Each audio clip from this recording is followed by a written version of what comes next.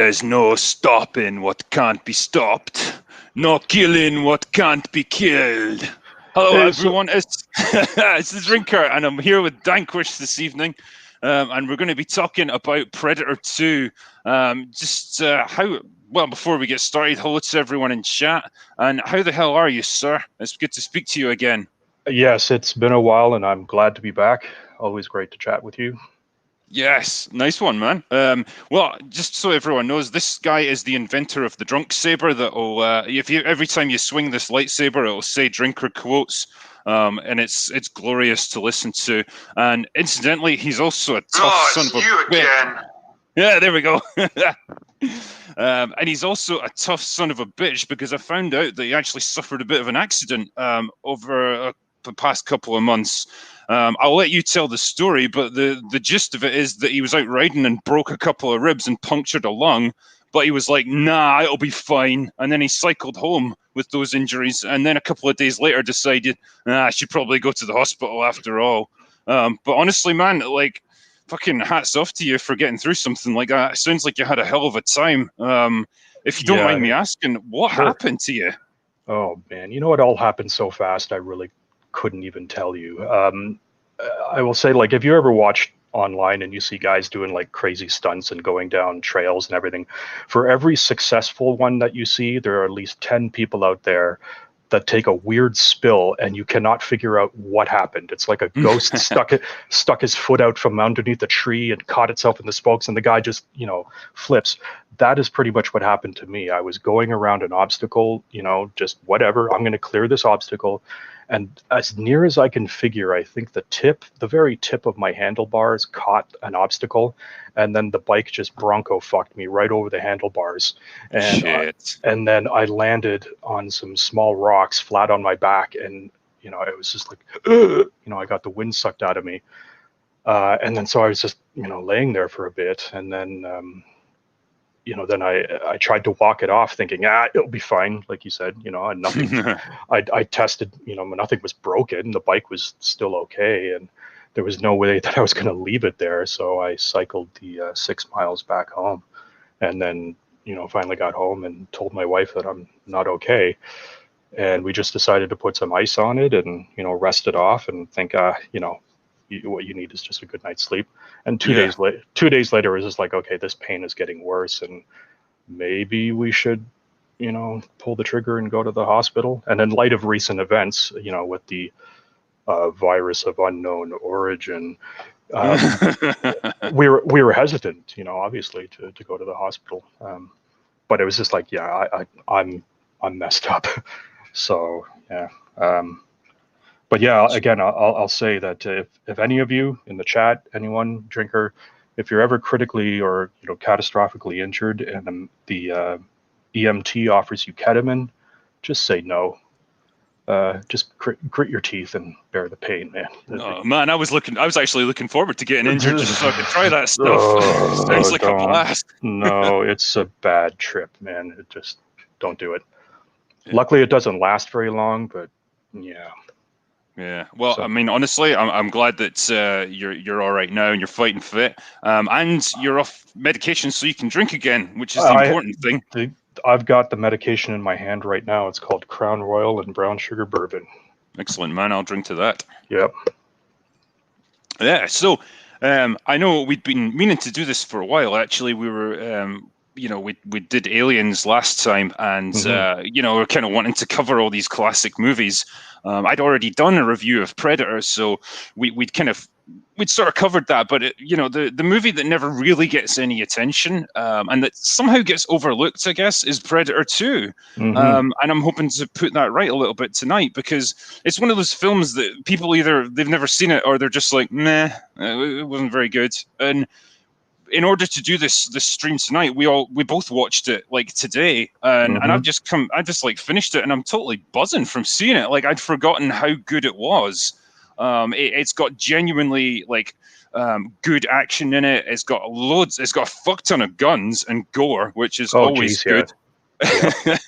It's got really 90s fashion, which is a different bonus. Everyone's wearing fucking massive baggy suits. I love it. Oh yeah, Bill Paxton's suit. I want one. Oh shit, man! Yeah, his shoulders Yeah. are like a mile wide. I love it. Yeah.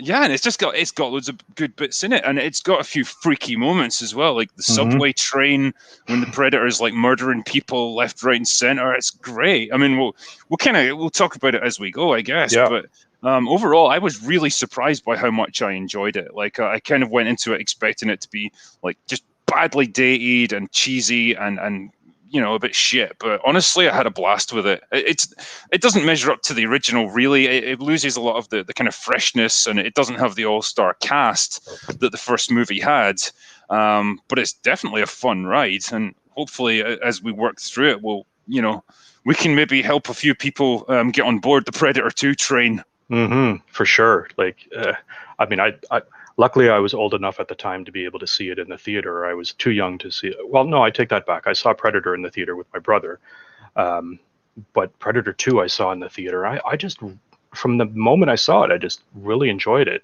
Yeah. Yeah, I mean, I with the first one, like I was too young to see it at the cinema, but it was one of those ones that one of your friends would have it on VHS, and you go into his house when you were like 8 or 9 years old or something, and you'd all watch it, and it was great because it was this like 18 movie, and it was a great film. Like I've covered it in my review, but it was just a blast of like 80s testosterone and guns and fucking gore everywhere. It was brilliant fun. Your intro to that video is definitely classic, because you're like, I'm not gonna fuck around because this is not the movie with which one fucks. And I was just like, yeah, damn right you're not. Like, I just watched it again the other day, Predator, and the scene in the jungle. Like, you're exactly right. Like, what a waste of ammo, but damn if that didn't look cool. And that's awesome. I would always use that scene whenever I'd set up a new sound system. So when we moved into this house and, I set up the 7.1 surround, it's like, okay, I need something to test to make sure the speakers are running right. So I put in that scene, and it just sounds like a war zone. It's just awesome.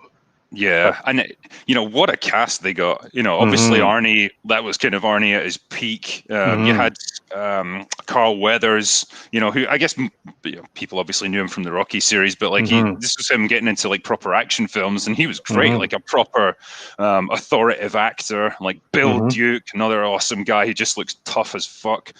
Jesse Ventura, all these guys, like they were just big hulking awesome dudes. I honestly think like if you suffer from low testosterone or stuff or whatever, you should just get locked in a room with Predator for a couple of hours. Exactly. It'll sort you right out. Yeah. Great fun. And some very quotable lines in there, which are not quite politically correct. So for the sake of let's not get banned off of YouTube. So I won't quote any of them, but if you haven't seen this movie, please do see it. Yeah. Jesse Ventura's got some choice advice when it comes to chewing tobacco. Oh, yes. This stuff will make you a goddamn sexual tyrannosaurus. Just like me. And then the great part is Poncho. Yeah, he just says, strap this on your sore ass, Blaine, which is funny because it's like, that's not what he said. Saurus, just that kind of a little bit of ignorance between the two of them, but he makes a pun. I don't know. I just thought that was funny.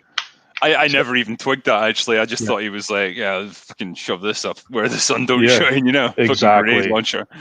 But yeah, so I mean, obviously a fantastic movie and one of those classic action films. And then obviously a few years later, they rolled out with a sequel, and I think probably the assumption would be that Arnie would be coming back for another crack at the Predator. That didn't happen, but they did bring in Danny Glover to replace him as leads. And yeah, honestly, I think it was a pretty good choice of actor. Like, I think it would have been easy to just go for another one of the big 80s muscle men, but instead, they picked a guy who's maybe a little bit older, wasn't really known for being a like one of those big unstoppable action stars. He'd done the Lethal Weapon movies, but then that always played on the fact that he was older and he was too old for this shit and all the rest of it.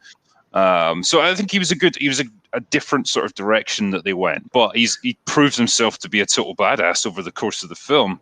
And I just want to call out the opening sequence, because after you, once it starts, it gets right into it. The camera is doing that pan over the jungle, and you hear that sort of tribal music from the original soundtrack, and you're like thinking, subverting oh, your expectations, isn't it? yeah, exactly. And then it just swoops up, and then you see like a cityscape, and then the movie starts, and you're like, whoa, wait, what? Well, it was a good nod to the first one, but it just shows you, all right, we're going to change the backdrop a little bit, and then boom, you're right into it. Yeah. And it really, it pans up. You get that cityscape of LA, and it's like you've gone from like the actual jungle to like the concrete jungle, which, as it turns out, is just as fucking dangerous because the place is just a complete war zone. And as we find out, there's like a turf war going on between like the Jamaicans and the Colombian drug cartels for control of the city, and it is just full on war in the streets. The sound effects are just amazing. I know. So you've got these. There's a shootout going on where they've. I think they stumbled upon a drug deal or something that went wrong, and they've managed to pin down a bunch of Colombian gang guys just outside their headquarters. There's police officers lying injured in the streets. There's civilians that have been gunned down. There's vehicles burning everywhere, and the media is down there trying to get firsthand knowledge. And then Tony Pope. And then the one girl, she's like, they wage bloody war, and then a bullet whizzes over her head, and then she says on camera, like, "Fuck this, get me out of here!" And it just felt very real. Yeah, and it's got a slight. I got a RoboCop feel from it. Like there's a slight air of satire to it, but how you've got like Tony Pope, who's the sleazy fucking tabloid journalist who's always like looking for the worst of the worst. But yeah, like these other ones, I love that moment when the girl, like you say, when she's like, "Oh fuck this, get me out of here!" Like, there's some stuff that even they won't do. But it's great. So there's this battle going on, and that's when Danny Glover shows up. It's Hartigan, isn't it? That's his character. Yes. Aye. So he's like, we need to get to these injured police officers out in the street, and nobody can get to them because these dudes have got machine guns and grenade launchers and all the rest of it. And I think he charges in with his car, doesn't he? And just kind of runs a few people over and blocks the path so they can like rescue these two injured guys. Yeah.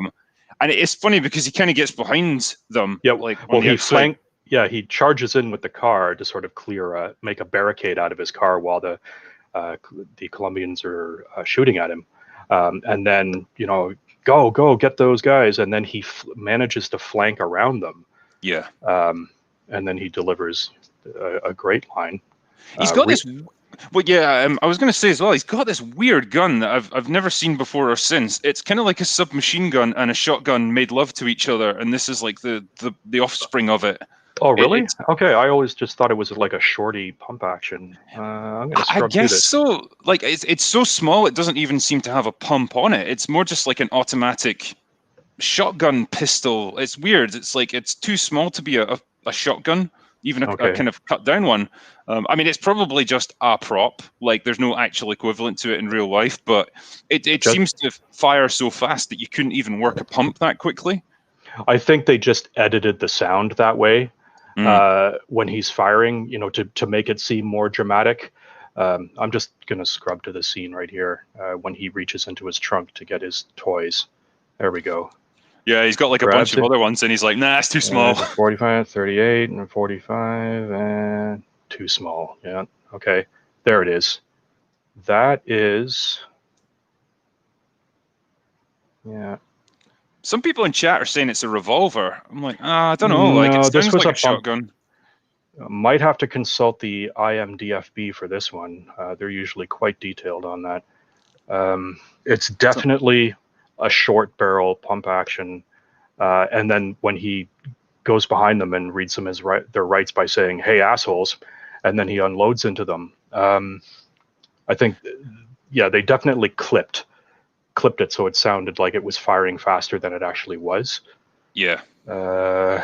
Someone says it's a custom AS-12. Okay. That's the case. Someone else says it's a super short Benelli. Okay. It's got a scope on it, which is interesting. Someone else is saying, ask Rags. It's like, fuck, why is Rags not here? He's our resident arms expert. Okay.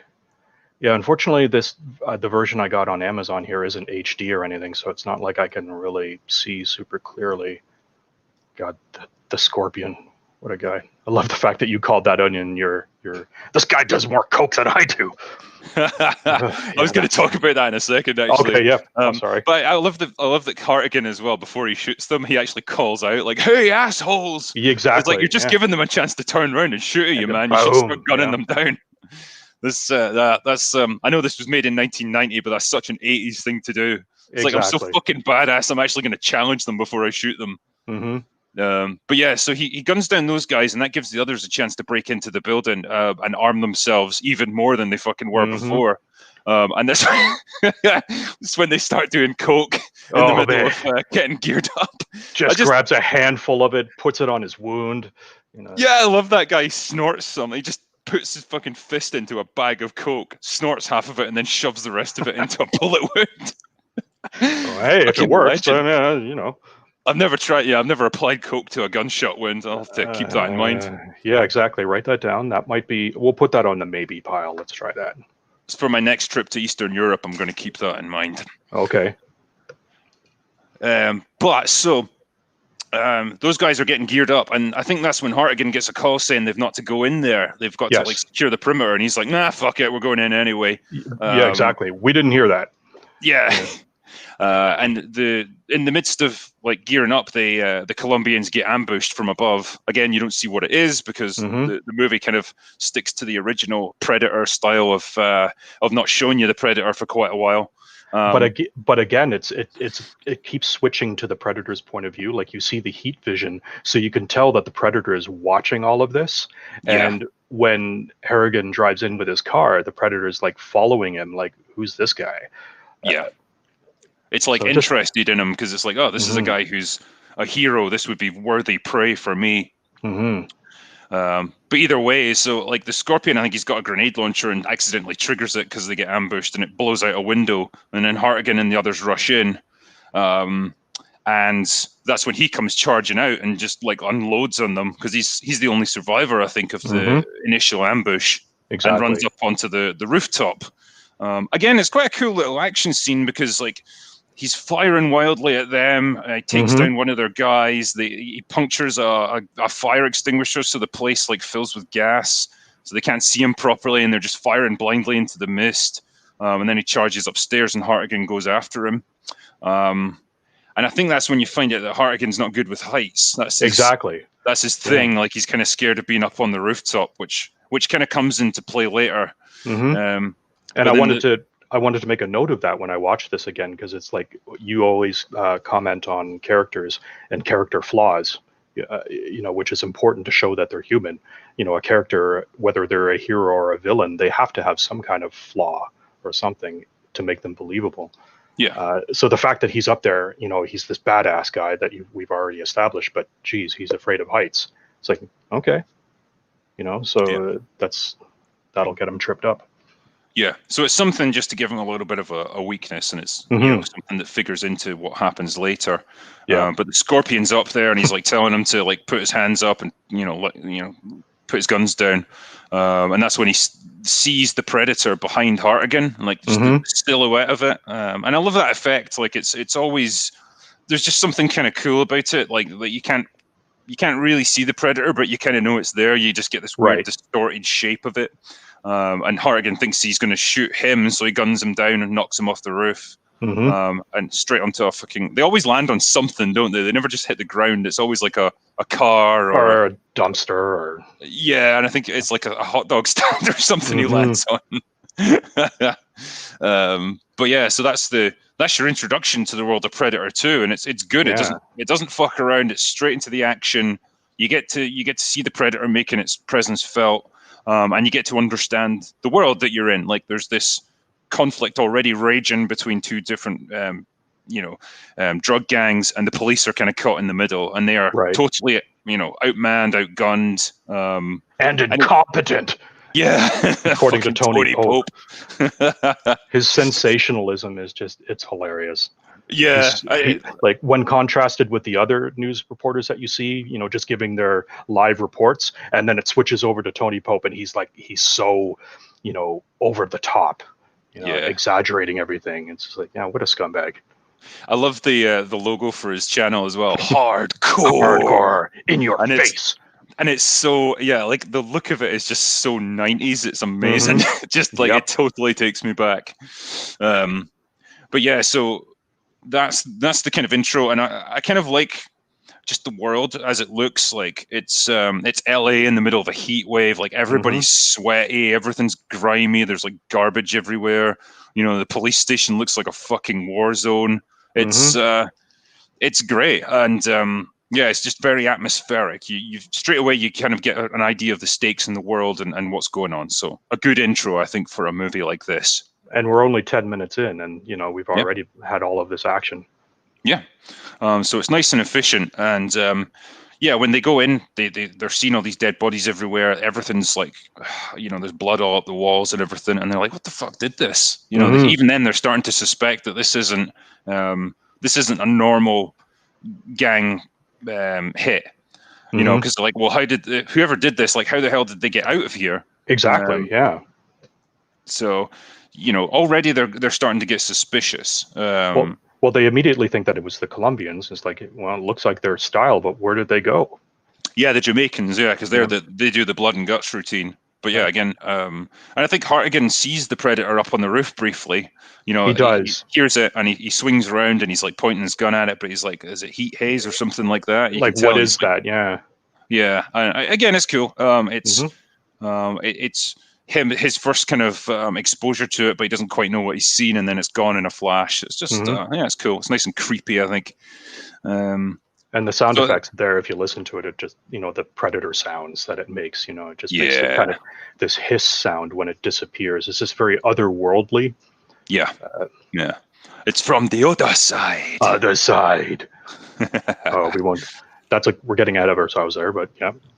Great quotable line there. Yeah, King Willie's the man. Like, we'll talk about him soon. You can feel him all around. Yeah. So I think that's when Hartigan goes back outside and he gets a chewing out from his captain. Yes. Or like the chief of police or something like that, because he's a total maverick and he's always disobeying orders and stuff. Again, it gives you a feel for who he is. He's a guy who doesn't play by the rules, and he's got a problem with authority and all that. Again, you get a good feel for the character. So I think, that's not when Keyes shows up, is it? Is it a little bit later? Not yet. Yeah, actually, no. When he's getting chewed out by the captain, that's when the silver helicopter drops down in the background. And it. And then you see, Peter Keyes, which is acted by the immeasurable Gary Busey. They're off doing something, busy work in the background, and you're like, who are they? What? Huh? Yeah. Yeah. And then it was funny because I remember when I watched that and the chopper landed, and I think they probably played it this way. Keyes' back is to you, and he's just this big dude in a suit, and you're kind of like, is that going to be Arnold? Like, is that him like making an appearance? But yeah, clearly not. It's Gary Busey, and I'll give Busey his dues. Like, this was him before he lost his fucking mind, so he's actually pretty good in this movie. But he's still kind of not really unhinged, but he's creepy. Not quite as creepy as he was in the original Lethal Weapon. Yeah. But, he's just got this kind of menace, and he's got a great voice too. He does, yeah, and he's got very intense eyes when he's staring at Hartigan. When they face each other down a few times. Sargon of Akkad's in the chat, actually. Hello, sir. Cool. He's just said one of his lines from Busey is "a fucking alien." Exactly. I love that you use that repeatedly in your The Predator video. Yeah. It's just like, it's got Jake Busey in it. Why? A fucking alien. The lions, the tigers, the bears. Oh my. Yeah. Oh, he tears it up. Like, he really does. You gotta love him. But yeah, so you get to see him, and straight away, again, there's another element to this story. Like, okay, there's the police, there's the two drug cartels, there's the Predator, and there seems to be some kind of weird, shady government op going on in the background. Exactly. So, okay, interesting. You get to see then the police station, which is an absolute, like, it's set up like a fortress. There's like concrete barriers outside it and everything. Looks awesome, and it's.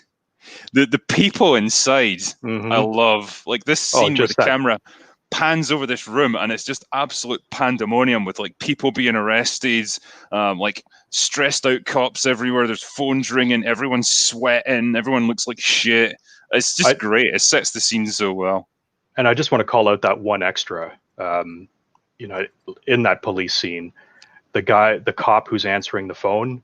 Yeah, he's right in the foreground, and he's like, "Listen, lady, you got to call the plumber, not the police the police department." Yeah. And then he stops.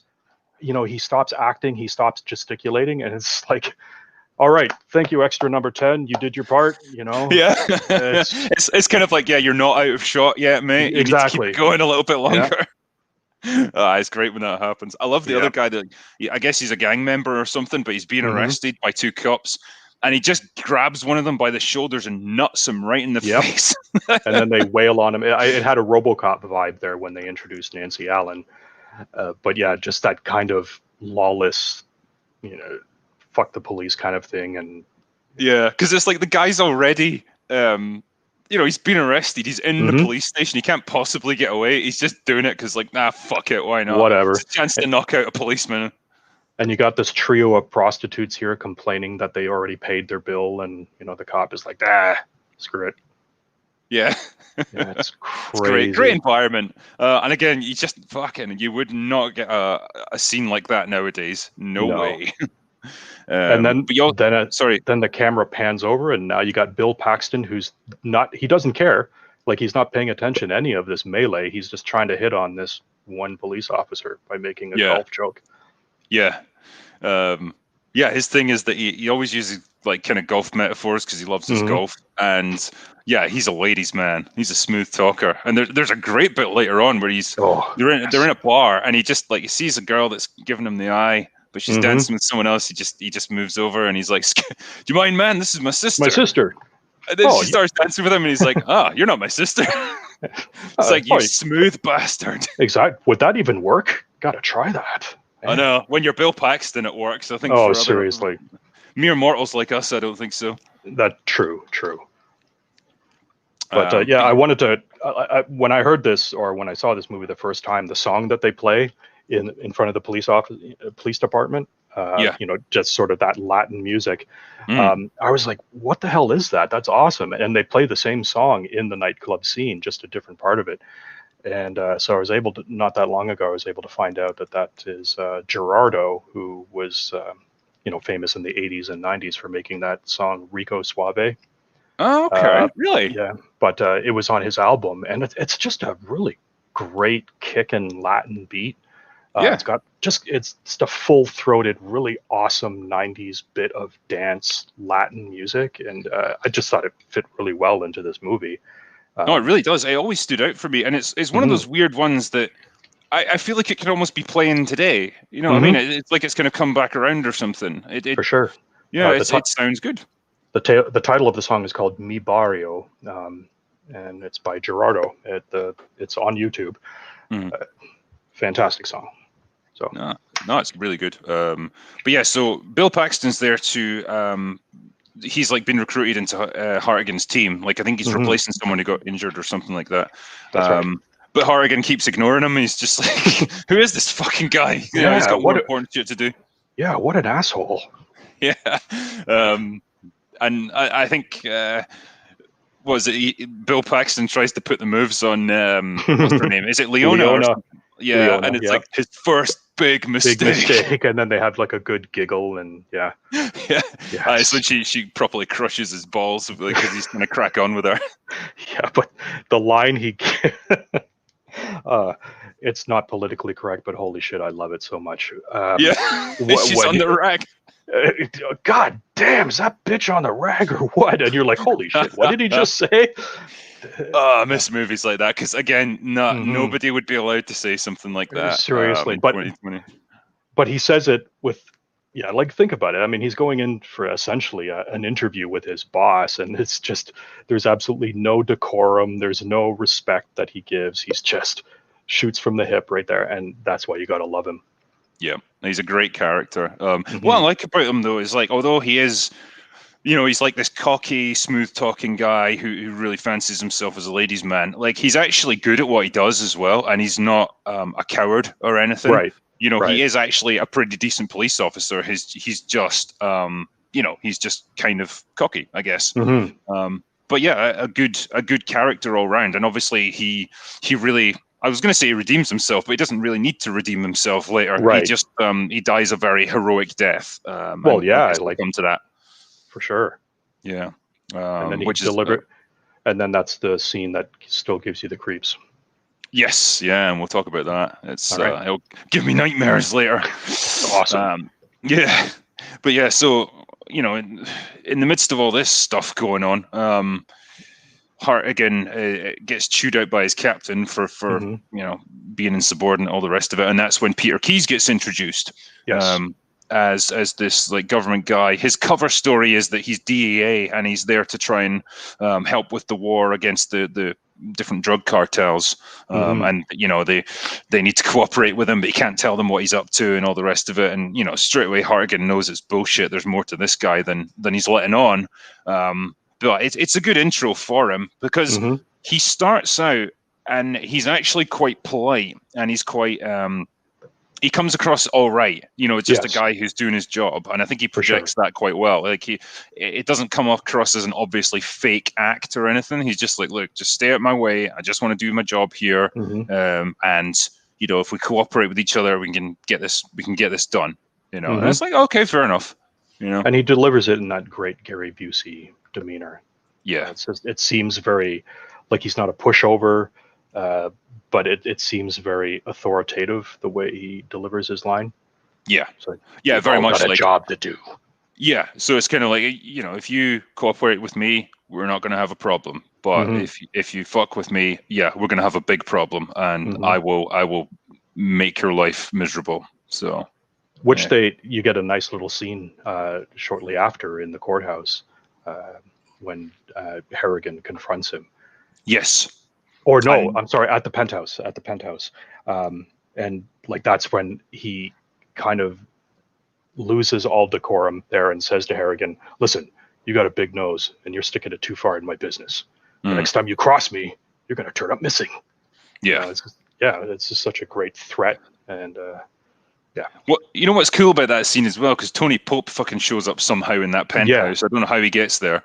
But, you know, Keyes is like, right, get his camera, fucking get him out of here. And Hartigan even smiles a little bit when he does that. So it's almost like, despite the fact that they're like in opposition to each other, they've kind of got a common enemy in this guy, and he can sort of recognize that. And it's just like, it's a nice little scene where they don't have to butt heads over everything. There's little moments where they can be like, you know, I agree with you on this thing. Exactly. Or that guy's an asshole and he just needs to be dealt with. So yeah, I quite like that. You gotta love though the scene like after Harrigan gives Bill Paxton's character the talk, you know, and then he leaves the office. The scene immediately jumps to the penthouse scene, and you got this. The camera just zooms in, and you just hear this couple in the throes of passion. She is going for it, man. She's just going at it. Give that girl an Oscar. It's just like you didn't expect that to happen right after this, you know, serious talk, and her skill set, if you want to call it that, it's just comical. You have to giggle every time you watch it. Like it's cringy, but you're morbidly curious. It's well shot though. I like the way the camera each time, like you hear her noises. Yes. And every time, you know, she makes another one, the camera like zips in a bit closer to this penthouse thing. And it's quite cool because maybe like when you see it from a real distance, it's almost like she sounds like she's getting murdered or something. Like it's that over the top. You're not quite sure what you're seeing. And then you get a little bit closer and you see her bouncing up and down and you're like, oh yeah, I know what I'm seeing. Nice. But yeah, it doesn't last long. And then the Jamaicans come in because this is basically a Colombian, one of the drug lords for the Colombian cartels. The Jamaicans come in to ambush him and string him up. And again, this is quite a risque scene back in 1990 because he's hanging there naked in front of them, and she's completely naked, and the apartment itself, this I mean, it's so 90s Yeah. with the Aztec architecture and the glass cube walls and everything. Yeah. You just can't imagine living in a place like that. It's like, No, I get a headache being there. But yeah, so you've got this group of Jamaicans, and the leader, right? mhm, I have got to give this dude his dues. This yes, guy wears baggy gold pants. hmm I've never seen anything like it. It's like yes, a fucking MC Hammer video made into a film. Like, seriously, yeah. he's great, but he looks cool somehow. He somehow makes it work. And he's got cowboy boots with gold on it as well, and yeah, he was Yeah, very over the top. I I I don't know what the costume designers were on, but I don't think that cocaine from the opening scene was fake. Put it that way. Maybe not. Yeah, that actor Uh, just hammed it up when he takes a snort and he's like, come and yeah, get it. The scorpion is ready. And I'm like, oh yeah. shit, pass me some of that stuff that he's on. But yeah, the Jamaican gang that come in, they're all like, they look cool, like they look Yeah, badass. The leader guy who's talking to the the Colombian dude, is like, I don't just have to kill you, I have to take your take your soul soul. to Yeah, send a message. And he paints all this voodoo shit on him, like, yeah, with like blood, and then he just fucking carves his heart out right there when he's hanging there. yeah. Good stuff. It's disturbing. Like, you don't see anything overly gory. You see him plunge the knife into him, but that you don't. Then the camera cuts away. But it's just like, wow, I'm uncomfortable. Yeah. It's the fact that he's hanging there and he can't do anything about it. Like, he Hmm just, he can't defend himself. They just kill him. But that's when the Predator shows up again. And hmm it's funny, I was talking to like Rags and Mauler about this, because we were doing our sort of talk through of Knives Out. And hmm the whole time I was just sitting there like, oh, I wish I was talking about Predator. But Well, fucking, that movie was so shit. you did the entertainment world a great service by discussing that movie. So I tip my hat to you and raise a drink that you were able to do that. We got through it, and honestly, I've Uh, talked about it way more than I ever wanted to. So I'm mm, glad it's behind me. It's all part of my past now. all right. But yeah, one of the things we were talking about, though, is like, we were talking about freaky shit that we've seen in movies that always like messed with us when we were kids. And hmm one of those is when the Predator fires its snare net at Yes. the Jamaicans, and it pins a guy to the wall, and you just hmm see his face as the Yep. thing tightens up on him, and it's like cutting right into his flesh, and you're like, Right. God damn, that would be a horrible way to go. Just being slowly like cubed up by this thing, And he didn't even see coming.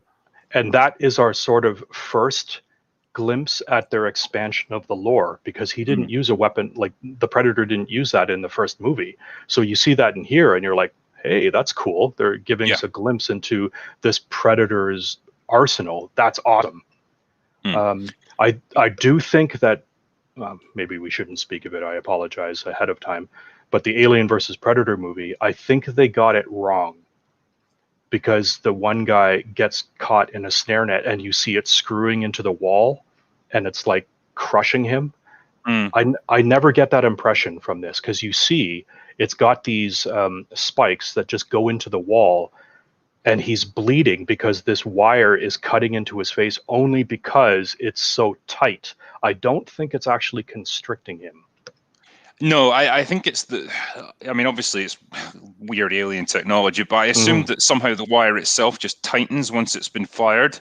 It's almost like Okay. it contracts or something. And so if you were to leave him, it would probably like cut right through you, or at least, go right down to the bone. You think Um, so? I think probably because, like Okay. I say, you see his face and there's blood coming up around the edges where it's cutting hmm into him. And I think it's I guess it's just designed to incapacitate you and hmm probably cause severe injuries. Again, it's fictional tech, so For you've sure. no idea how it functions or anything. But that's what I always assumed. But yeah, either way, I think he gets shot anyway, because they Yes. start like basically blind firing Exactly. around the room, and it kills him anyway. So you don't really know what the effects of it would be. And it's kind of an odd one, because when the Predator fires that thing, you actually see this big gauntlet on its hand, but the hmm gauntlet is visible where the rest of it is invisible. Exactly. And And I same with his always thought, like, spear. yeah, and I was always like, how does that work? And how did they not see it before now? But maybe it was up in the roof or something. I think that was just a little bit of exposition for the audience to Yeah. see, hey, here's this new weapon, because in the first movie he doesn't use a staff either. So I Mhm. think it was just kind of like, hey, audience, look at this. Yeah. Some cool new weaponry. You got to love the fact when they're blind firing, the Colombian guy is still hanging from the ceiling, so his body starts jiggling when he's hitting the bullets. Yeah. Like, oh, just drive that point home. I think this was their equivalent of like that scene in the first movie where the guys are all firing into the jungle. Mm-hmm. And it's just a bit of like expensive destruction, like Yes. they're blowing up bits of furniture, like the glass windows are all shattering, like bodies are getting hit by like stray rounds and stuff. It looks cool. It's a bit of destruction. They're all just shooting. There's lots of guns going off, and one by one the predator's picking them off, which it's kind of different from the original movie, because it would just kill people one at a time, like it would hit and Right. run kind of thing. Whereas now it's very much like it can take down entire groups at the same time. So it's a step And up, I guess. I might be mistaken here, or I might be misremembering. So if someone wants on the chat wants to correct me on this, I'm pretty sure that the lore behind this, or the story, was that this predator was supposed to be a younger predator compared to the first one. So this one is a little bit more immature, a little bit more, um, not quite as disciplined as an elder predator. So that's why it's a little bit more trigger happy. Right. And it takes more risks, I guess. Yes. Okay. Yeah, that makes sense, actually. I mean, like you're saying, it's probably expanded lore, so you can't tell from the movie what its status is and like how well ranked it is. But yeah, that makes sense totally, because it definitely is more ambitious and it takes more risks than the original Predator. And before I forget, I absolutely have to call out the tagline on the movie poster. It may be lame, so I apologize ahead of time, but I still think, to this day, I think it is the greatest tagline I've ever seen on a movie. It's Predator 2, and then underneath it says, "He's in town with a few days to kill." Yeah. That is so brilliant. I mean, when I saw that, I was like, okay, yep, I'm seeing this movie. It's right on the brink of being like cheesy and goofy, but it kind of works. I'll give it. That's It's funny. kind of like, yeah, it's like it works on two levels, and it's a '90s kind of movie, so it very much belongs in that era, and I'm always really forgiven for movies back then. But either way, so yeah, the gang gets wiped out, and the woman gets left alone because, again, she's not armed, so she's not a threat. And when Hartigan and the others show up, they find the bodies are hanging up skinned, because that's what it does. And it looks a lot better, actually, than they did in the first movie. I think just better props or something. Because you get to see the bodies up close, I think, when they've been like skinned, like especially when what's his name? Bill Paxton bumps into one. He's like right up close to it. So it looks quite good. And his reaction is genuine horror. Like, what for? Yeah. We get a little glimpse into his character just beforehand, because when Harrigan shows up, Tony Pope, of course, shows up. Hey, Harrigan, kind of thing. And then that's when Leona says, "Oh, that guy must live in his car." And then Bill Paxton, get out of here. And then he takes a police officer's flashlight. It's like, "Hey, nice flashlight. Mind if I borrow it?" And takes it. It's just very Bill. Yeah. It's, because like he's been, I think Hartigan says like, "Oh, get rid of that guy," and so he's like, "Yeah, I can do this." And so PR is my specialty. Yeah, so he just bumps into Pope, and he's like, "Oh, Tony, I'm your biggest fan," and like Tony's like, "Yeah, fuck off," and he just like grabs him and like forces him to the ground, and he's like, "Yeah, get out of here, you dick."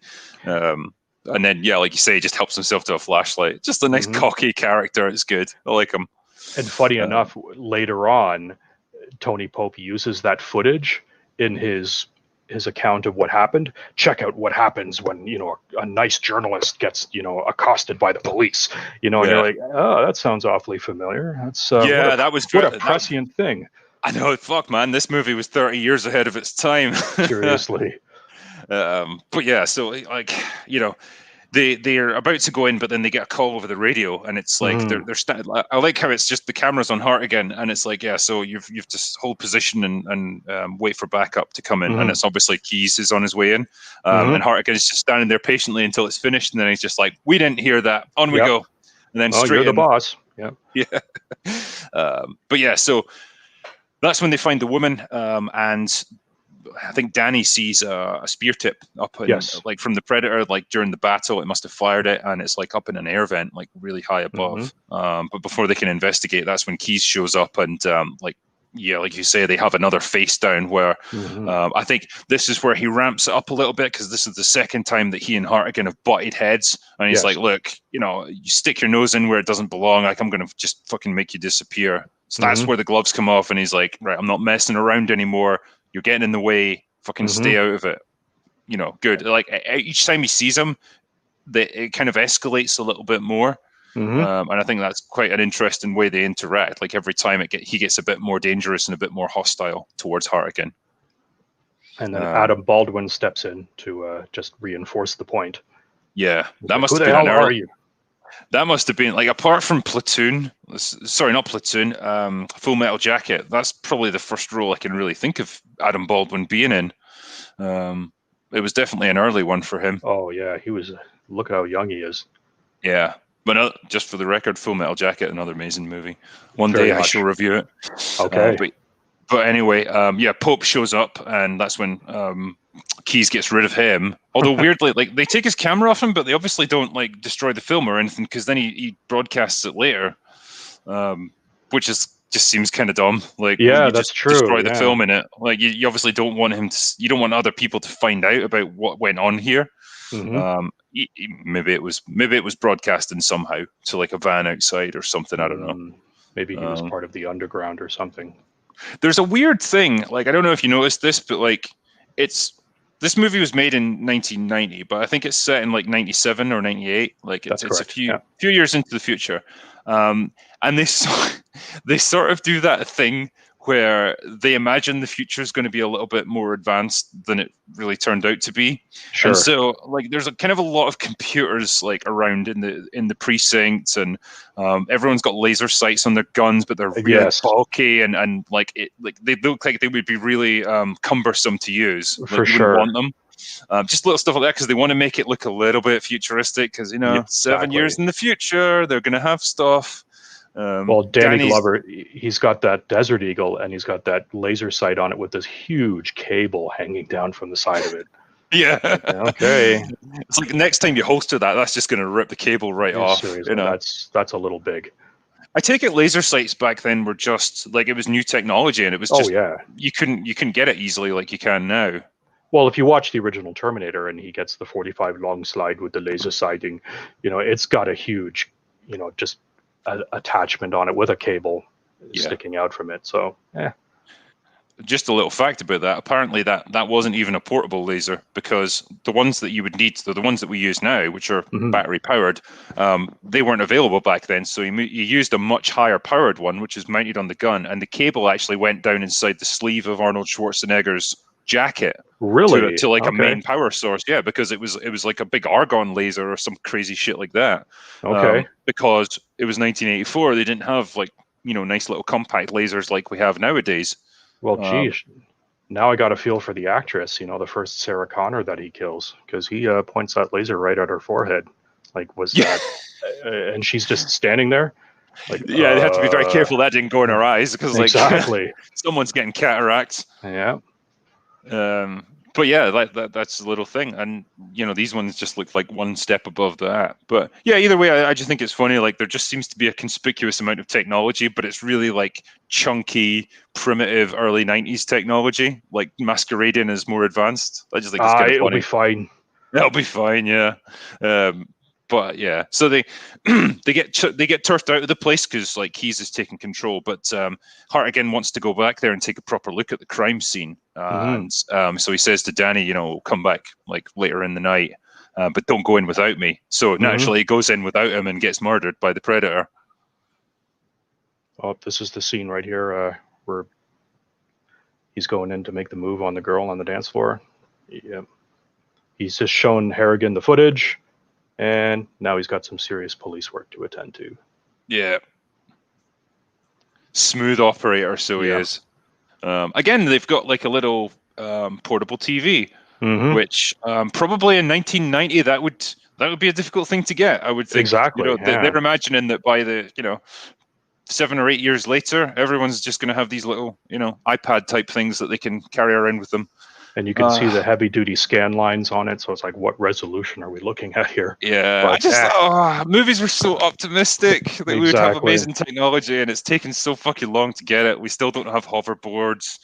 Blade Runner told us that we'd have flying cars by now, and we don't. Hey, I want my police car from Demolition Man with that's powered by pure capacitance gel. Excuse me, What was that? Can you explain on that tech? No. Nah, I don't need to. Yeah. I want to crash my car and Secure Foam just sprays me. Oh, yeah, exactly. That'd be something. Wow. Self-drive on. Yeah. Very cool. That was another movie where just that real like early 90s feel to the way they present technology and stuff. It was great. It was kind of optimistic. It was like quite naive but lovely. I miss those movies. I really do. I think I'm afraid to rewatch that movie now because too much of it has come to pass in our real life, and it really has. Now I'm just uncomfortable. You will get fined a credit for a violation of the verbal morality statute. Oh, geez, you don't have to tell me twice. Yeah. I was honestly tempted as a piss take to start a petition on change.org, and it's like I feel like we should have this thing that prevents people from swearing and making lewd comments and stuff, either online or in person. Some kind of verbal morality statute, if you will, because I bet you that would fucking take off without a hint of irony. Exactly. Like I think the joke would be lost, and that just makes me sad. Yeah. But either way, let's go back to a time when things were happier. Movies were good. I mean, there's blood all over Danny boy, he's coming in, he's looking, and there's blood all over the place. There's shells all over the floor here. The place has just got fucked up. And then he follows the handprints up the ceiling. Yep. And that's when he finds the spear tip that I guess it must have fired. And the predator, it comes up behind him, startles him, and he falls off, but it grabs him and pulls him back up. Yes. Murders him, obviously. You see his necklace on the ground with the blood all around it. What's interesting, the movie doesn't show, because presumably Hartigan did show up for their meeting and found him dead, because then he later explains that he prized the spear tip out of his hand and I guess kept it without anyone seeing. It's never shown. I don't know if it's a deleted scene or what, but it's like you're just left to surmise, okay, Hartigan must have discovered the body and called it in, and he's been declared dead, obviously. But yeah, it just seems like an odd one. It seems like maybe that is a scene, but they cut it for pacing or something like that. I don't know. Well, it just goes to show that the type of movies like back in the 80s and 90s, they didn't need to go into huge exposition. They left it up to the audience to like piece it together. Like, okay, well, that's probably what happened. All right, thank you. Let's move on. Yeah. But yeah, either way, so he's out the picture now. Danny's dead, and Hartigan is again warned to back away from the case because he's too close to it, and it's become personal now because one of his friends has been killed, and that's excuse me, too much Jack. He goes to you can never have too much. Yeah, he goes to the courthouse, and that's when he confronts Keyes again. Like he sees him there, and. They have another confrontation where he like pins him up against the wall, and he's like, "I don't fucking care who you are. Like whoever killed my friend is going down." And again, another nod to the future here that they have when he's getting chewed out by the police chief. He's got all of these CRT televisions on the wall, showing examples of Harrigan's like bad behavior, and you're supposed to be like, oh wow, look how high tech this is. He's got like all these TV screens on the wall. Yeah, because the computer is actually reading out his record, isn't it? Exactly. A history of violence and unnecessary force. Oh my god, look at the resolution on this monitor.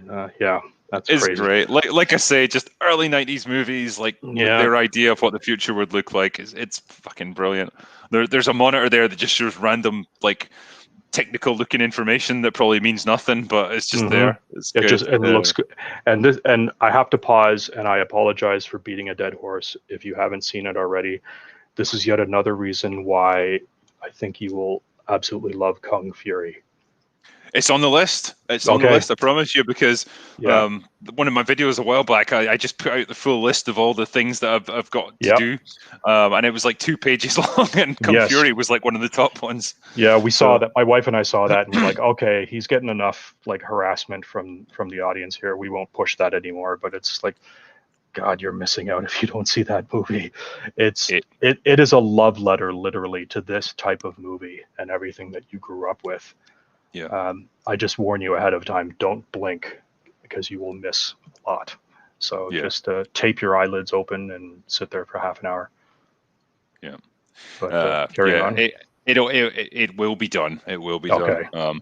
And just for the, I'm not ignoring you guys. There's No, it doesn't. one or two people. Yeah. I'm keeping my eye on the chat. It's just as we're working our way through this movie, we get a Okay. bit absorbed in it. And needless to say, all the super chats we will of course tackle at the end, as we always do.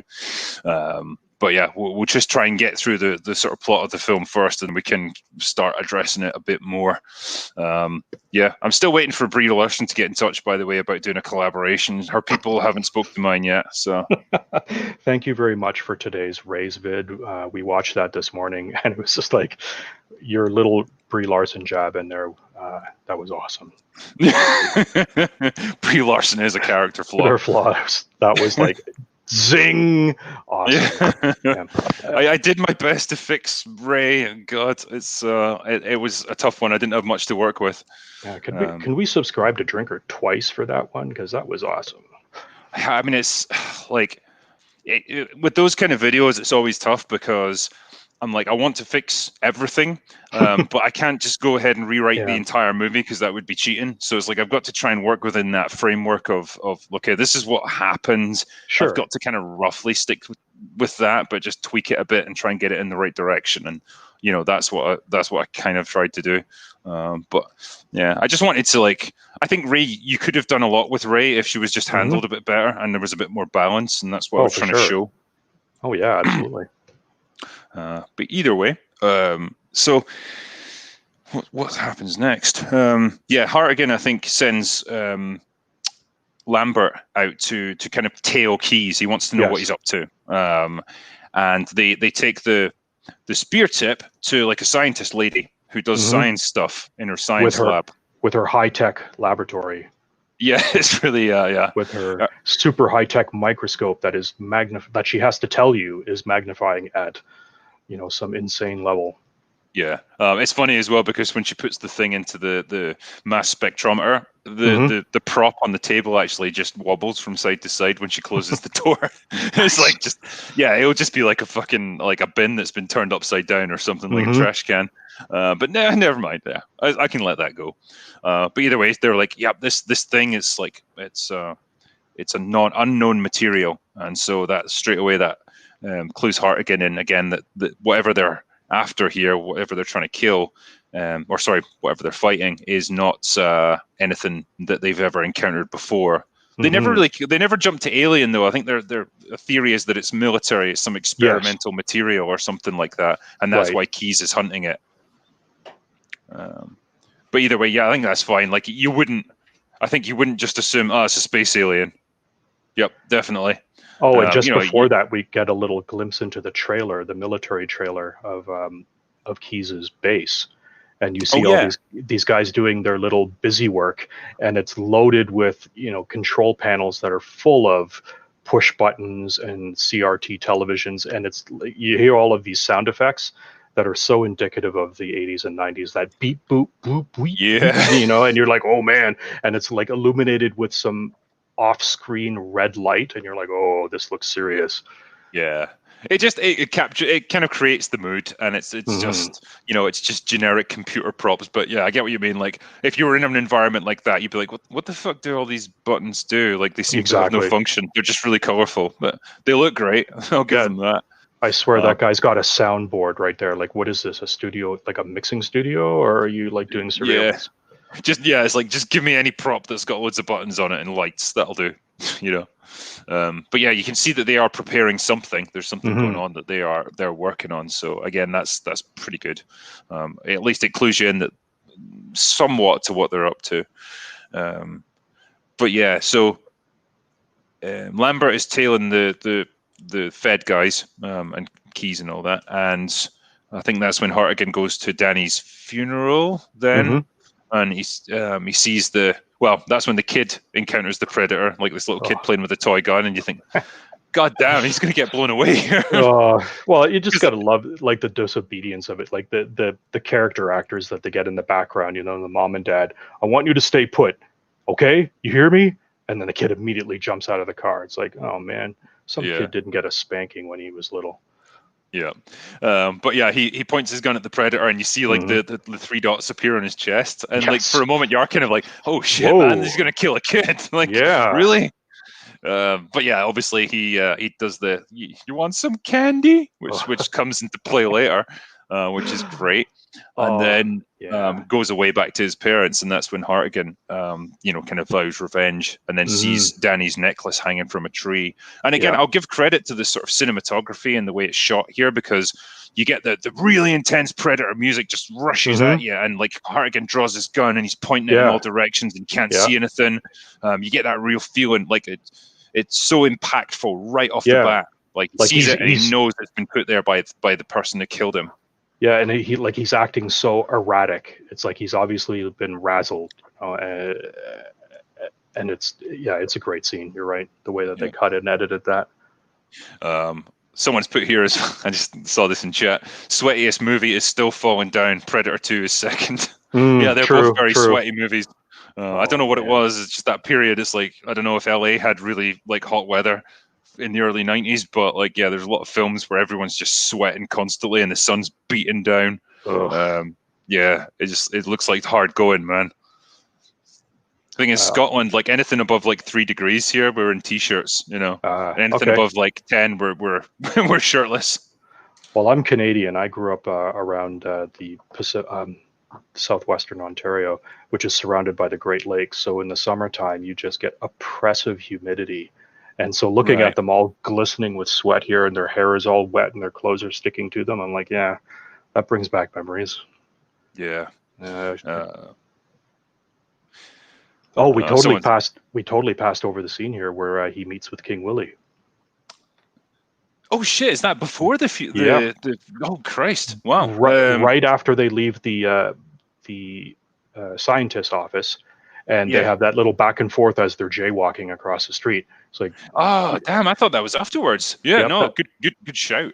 That's when the car shows up, and like, he pulls out his gun. Hey, hold up, kid. It'll be all right. Yeah. And the smoke is pouring out of this car. Do you want some ganja, man? I want some ganja, man. It's like, how can you even drive? Like, you can barely see. It's great. Like, it's such a cool fucking car. I'd love to cruise around in that.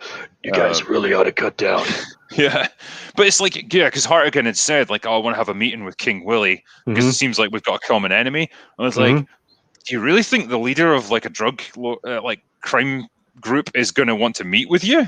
Like, isn't that going to like involve him like exposing his face so you know what he looks like? You could just as easily like kill him, or you could be wearing a tracker or a wire or something. Like, I don't know. It seems weird that he would ever like take that kind of risk, but I don't know. I think it gave a little glimpse into Danny Glover's character, that he has like, he can make that connection. He says to Leona, hey, I want to meet with King Willie. And so she sets it up. And I think it's kind of like that borderline dirty cop kind of vibe. Yeah, like he's got connections. Yeah.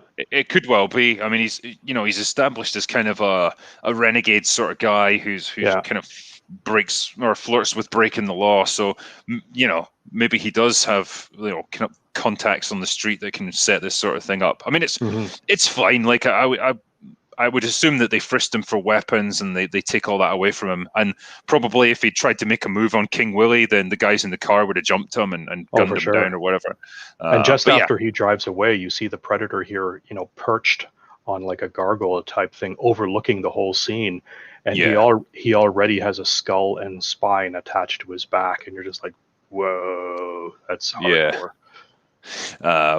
So he meets with King Willie, and fuck, man, this dude, This dude deserves a video all to himself. He's a legend in cinema history. Oh, He yeah. looks amazing. He's wearing, I don't know if you probably noticed this, right? I mean, his outfit's incredible anyway. He's wearing like a fucking like Spanish conquistador's breastplate. It's Oh, like this yeah. big metal piece of armor right across Yeah. his chest. Like, where the fuck did you get that? Why are you wearing this? But everything is so over the top with these guys. You know, they're overdressed. This car has got a zebra skin Landau top with LEDs and smoke, and it's just Yeah. everything is just cranked up to 12 for these guys. Yeah. It's like a kind of cartoon version of what you imagine these gang members would be like.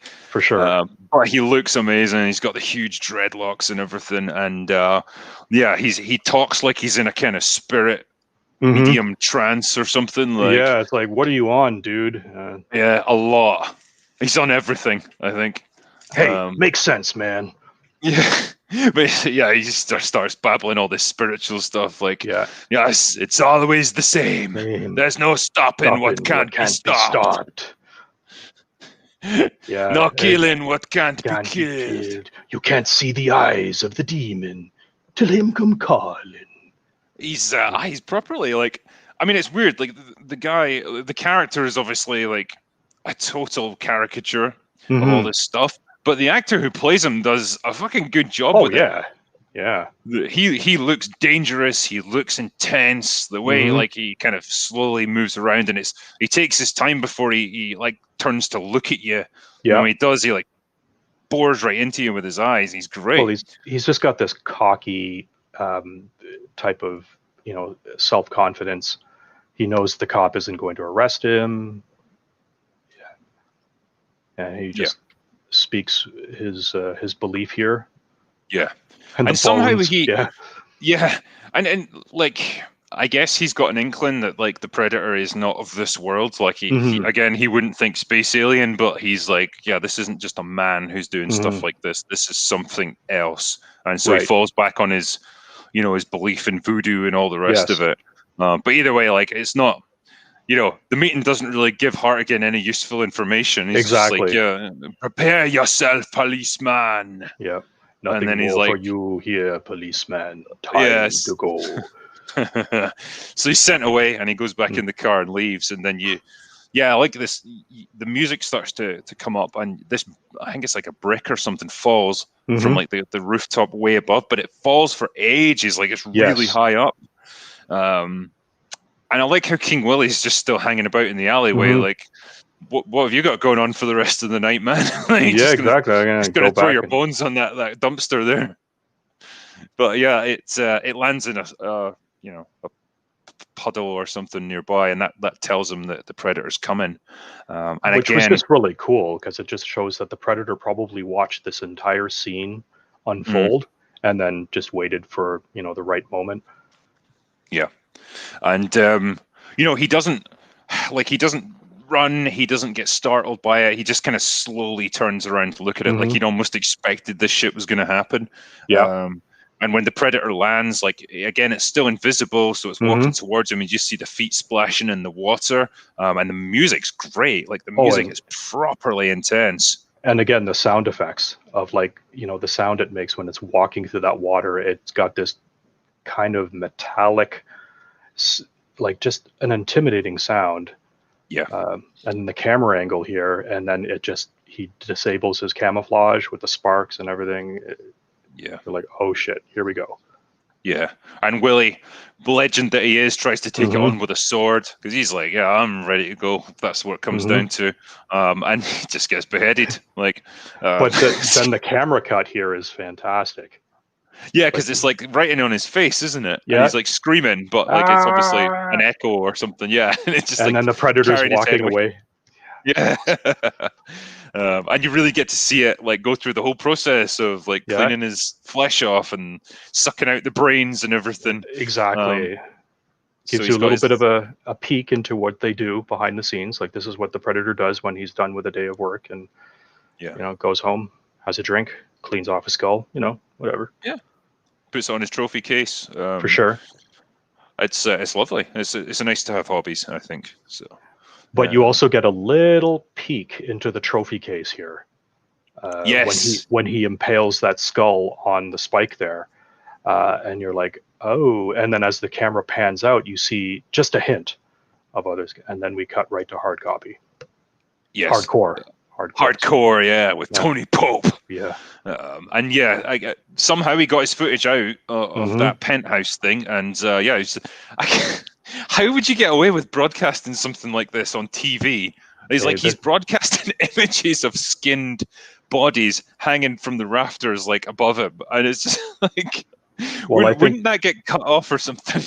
You would think, but this is a 1990s interpretation of what our future culture is going to be like. Yeah. So that's why I think it's forgivable. Yeah. But I imagine like all the family, little Jimmy with his parents are tuned into the news and they see this. But again, a shout out to this actor. Like, his little monologue that he gives in the camera is so hilarious. And finally, King Willie, the drug lord, the vicious drug lord, with his head ripped off and his spinal column ripped from his body, a fitting end to the Prince of Powder. And it's like, it's so dramatic that you're like, holy crap, what is this, CNN? Yeah. That's great. It's like you say, it's over the top, and it's all just sensationalized, and it's great, great to watch. And so yeah, we kind of jump back there, but I think the gist now is like everything's kind of converging, and Hartigan finds out that whatever killed Danny had recently been in a slaughterhouse, because there was like a file or something that they find, and it's got traces of like cattle blood on it.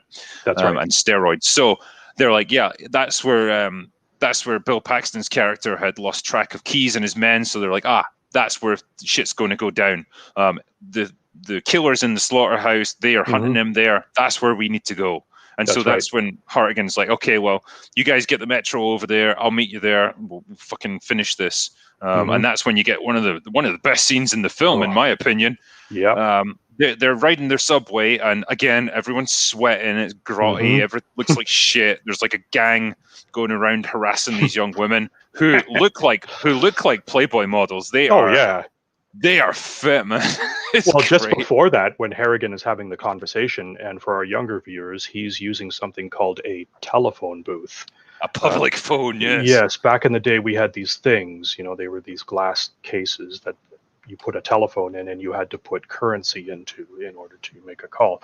And in the background, you see two more of these hot girls. One of them is wearing what my wife likes to call a gum wrapper dress. And they're getting sprayed by water from a fire hydrant that these kids have let loose. And you're like, hey, who are these girls? They look hot. It's because it's so like it means nothing to the story. It's not relevant in the slightest, but they just put it in because it's like, I know what this scene could do with like a lot of distractions. Just get me some hot young women. We'll put them in really skimpy clothes and we'll spray them with some water. Perfect. Well, I think it's just supposed to show the chaos on the streets where some kid is, defacing or violating a fire hydrant. That's an illegal act, and whatever. It just shows the chaos on the streets. Yeah. I love all the different movie titles we're getting here. Last Action Predator, Jean-Claude Van Predator, 50 Shades of Predator. Okay. It's what we're working for. I would watch that. Yeah. I always, like, when I did my list of Predator movies, because their titles are so shit and they're so inconsistent, I was like, we need to have Predator's Day Out. And it's just a Predator, like, mooching about, just doing day-to-day stuff, running errands, getting into wacky adventures, And I'll confess. Got to collect dry cleaning. I'll confess, the other night when I was watching Predator and then Predator 2, I clicked on Amazon and it showed all of the Predator movies there, and I saw The Predator, and I'm like, I still haven't seen it, but something tells me that I would not feel well if I watched that. And I was just like, nah, I don't think I should. Well, those drugs that you were telling us that we should avoid, like if firemen offer them, you're aware of, medical technicians, you probably want that after seeing it. I'm morbidly curious, because after watching your review on it, I was just like, maybe I should see it, and then just to see how bad it is. But I don't. I'm scared to do that. It'll just make you sad. I think, to see what the franchise has turned into, and the fact that they brought in Shane Black and everyone was so excited because he was in the first one, yay! Yeah. And like apparently, but he didn't write the first one and he didn't direct it. Yeah. He did a little bit of script supervision, I think, and he put in a couple of the gags, but he was mostly there to keep an eye on John McTiernan because he was kind of a rookie director at the time. Okay. And that was pretty much it. Like he didn't have an active part in the making of the movie as such. He was just an actor in it who was keeping an eye on the director. Okay. And so they brought him in thinking like, yeah, he's gonna totally like revamp the franchise and restore it to its former glory. And it's like, no, he turned it into a farce. It's got loads of really shit gags in it that either don't work or are just totally inappropriate for a Predator movie. Okay. Like, you know, in Terminator 3, how like when Arnold first arrives and he goes into like a strip club and comes out with the leathers on and stuff, and he puts like the stupid sparkly sunglasses on, and it's a scene that's played for laughs, but it totally undermines the Terminator now as just a joke. Sure. Yeah, that's pretty much the entire movie of the Predator. Okay. It's that level of kind of humor, and that's the tone of it.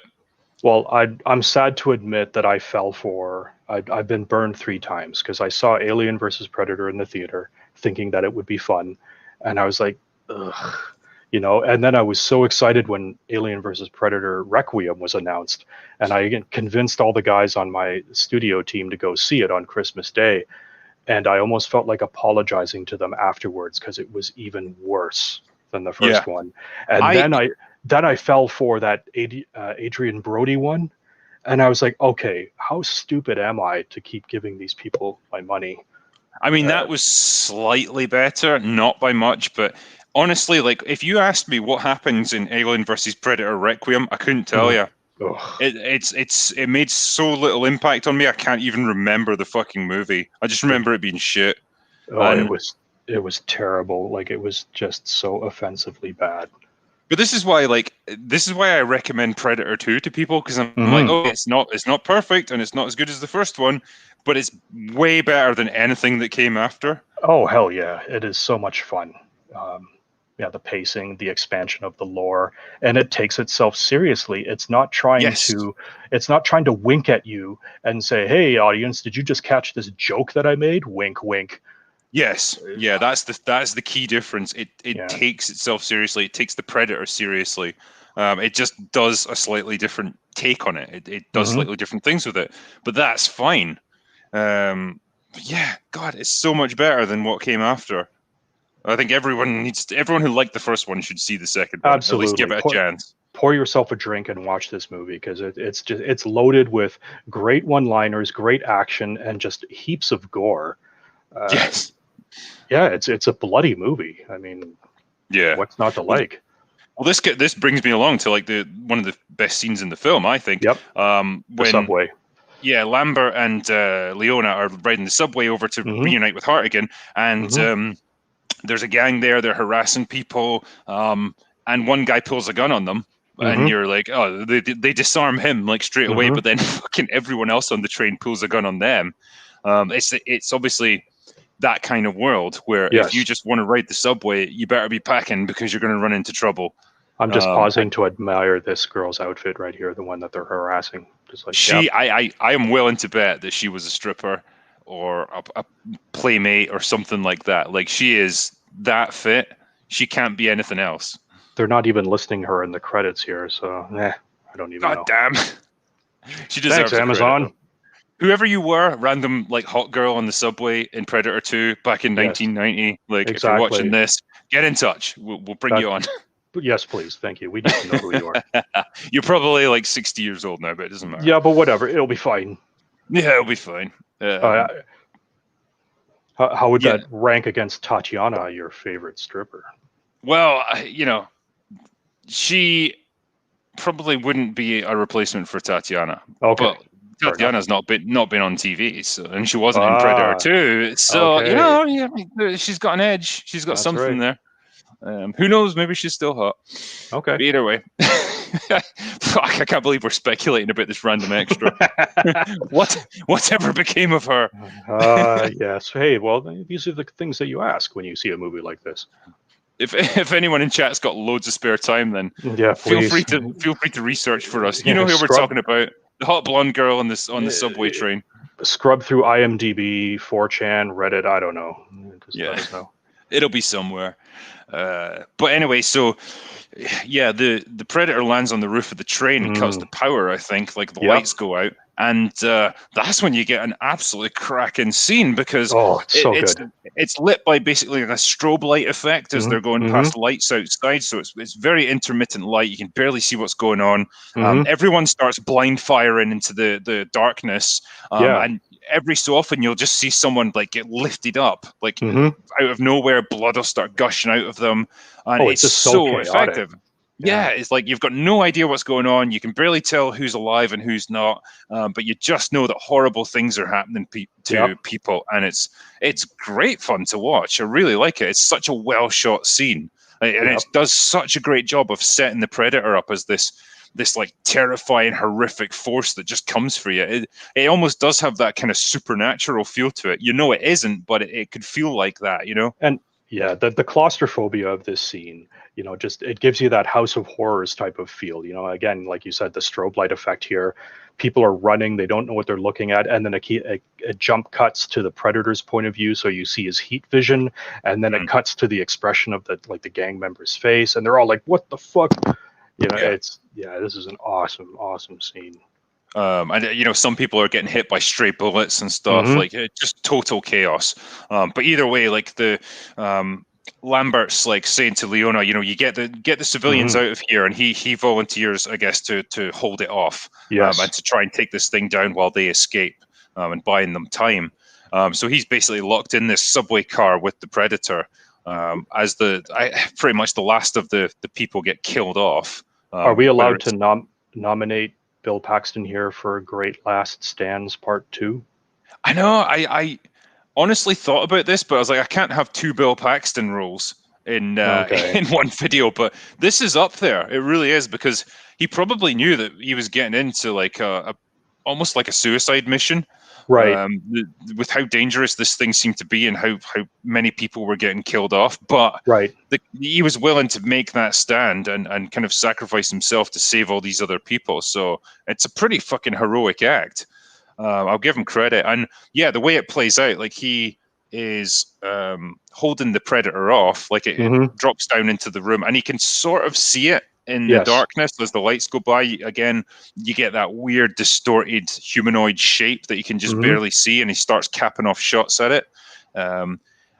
Someone in chat here is like, want some candy? That's when it does it. It's so creepy. It's so like this thing just slowly advancing towards him, and he's shooting it, but it's doing nothing. I don't understand why the bullets don't harm it, because they did before, but well, he's obviously he's trying to hit at its body, and I think he's just hitting its armor. But it's a great escalation of his panic, because first he's down on one knee, and he empties an entire magazine into it, thinking, "Oh yeah, I'm gonna get you," and then he loads in another magazine. But then when he realizes that it's still coming, he's like, "Christ, what the hell are you?" You know, and he starts. Then his panic starts to escalate. He's out of bullets. He only has like a golf ball left, whips it at him. Then he grabs a machete and he's like, "Come on, let's dance." Yeah, like you can tell he's shit scared, but again, he's trying to psych himself up. Yeah, you know, he's trying to get fired up so he can go at this thing, and he launches himself at it, and obviously gets killed. But R.I.P. Lambert, what a guy! I love the again, more of the Predator, like obviously it records audio, whatever, for its own mimicry or its own education. But in this movie, we already knew that it did that in the first one. But in the second one, they do it just enough that it isn't, hey, audience, did you catch that? It records voice. We need to do that like once every 5 minutes, just so you don't miss it. It was done just enough that it's creepy as hell. It really is. And like, to pick a child's voice out of all the things you could do, it is so perfect. Like it's right up there with anytime. It's a great choice, and it works perfect in that scene. So yeah, hats off to them. That was some smart dialogue right there. Speaking of which, I don't know if I have to save this for the end of the stream, but go away anytime. I'd forgotten about that, actually. It's not often that I change up my ending. because people get really upset when I do. But that was one where it was appropriate. Well, so I felt good about doing that. And also for the record. Anyway, whatever. Leave me alone. Yes. Yeah. People didn't like that. What? People didn't like it. They were like, "What happened to the drinker's usual sign off? I don't like it." So yeah, fair enough. Lesson learned. Hey, well, listen, I'm going to officially tell you that you're wrong. If you disagree with the drinker, you're wrong. Simple as that. Easy. Someone mentioned here on a someone mentioned on the super chat here. I don't know who the hot girls were on the subway, but the porn star Terry Weigel was the girl in the high rise. She was also in Innocent Blood. So there we go. I might have to look her up after this stream. Actually, apparently, she was pretty fit. Apparently, that was her claim to fame back in the 80s and 90s. She was a porn star who, for lack of a better term, had very exuberant orgasms. Really? So the director probably saw some of her past work and thought, you know what, let's add her into this movie. Yeah. Well, she definitely earned that reputation in this film because I don't know, like if I was with a girl and she did that, I'd be like, "Are you okay?" I'd be like, "Holy crap! How much coke did I have?" Like, are you having some kind of hemorrhage? But like you said, like that was interesting because it sounded like she was being killed, and you're like, and that gives you that sort of what's happening here, and then as the camera, zooms in, then you see what's happening. But it's very unsettling at first. You're not sure what to make of it. So I think it was kind of a clever choice. Yeah. So to go back to the film briefly. So Lambert manages to stop the train. Sorry, not Lambert. What's her name? Leona. She stops the train and goes up to the carriage where this was happening, and it's just a scene of slaughter. It's like a slaughterhouse, basically. And she's like, "Fuck, there's nothing alive in here." So she goes to turn away, and the predator grabs her. Yes. And this is quite a cool bit actually when it scans her body and it can see into her womb and tells that she's pregnant. Yes. But you don't see anything more, so you could assume that it murders her right there. Right. But it doesn't because she's pregnant and she's, I guess, not a threat to it. So it spares her life for that reason. I remember talking about this with my best friend in school, like, as nerds are wont to do. We're having lunch and discussing this movie. It kind of established that perhaps the predators as a race have a bit of honor amongst them. They're not just cold-blooded killers. So it sees what is obviously a female, and they have females in their race, sees that she is with child, and like, this is not a trophy, this is not for killing. So it's like, okay. Saying here in chat, Predator is pro-life. Oh, hey, whoa, okay. But no, but this raises a point because, like, when it comes to hunters and stuff, correct me if I'm wrong here, but they will generally not kill female, say, deer when they're pregnant because it's unsporting. They would rather go for a buck or something like that because you're killing two deer when you don't need to. So I could be wrong, but I think that's the thing, and so they probably based it off that. Okay, makes sense. Yeah. But yeah, so she is spared by it, and you see her getting taken away in a gurney. That's when Hartigan shows up, and you find out that she one of the EMTs I think says that she's pregnant. But either way, she's kind of out of the action now. She's not going to be doing anything more. And finally, Tony Pope gets his just comeuppance here. Yeah, it's like, hey, Hartigan, more victims, more mutilations, and you just see Hartigan swing for him and just knock him. Fuck you, like knocks him out right on camera.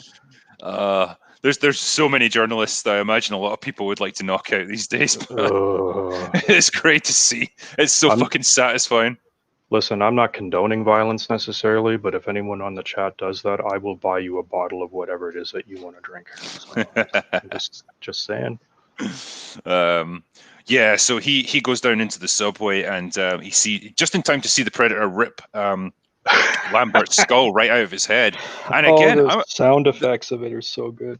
Yeah, it's like you get this weird screaming noise, But it's great because it's seen from Hartigan's point of view as he Yes. runs in. It just rips the fucking head right off his shoulders and drops the body on the subway rails, and it just vanishes into a doorway. But it's this gruesome, ripping kind of, like, you hear it.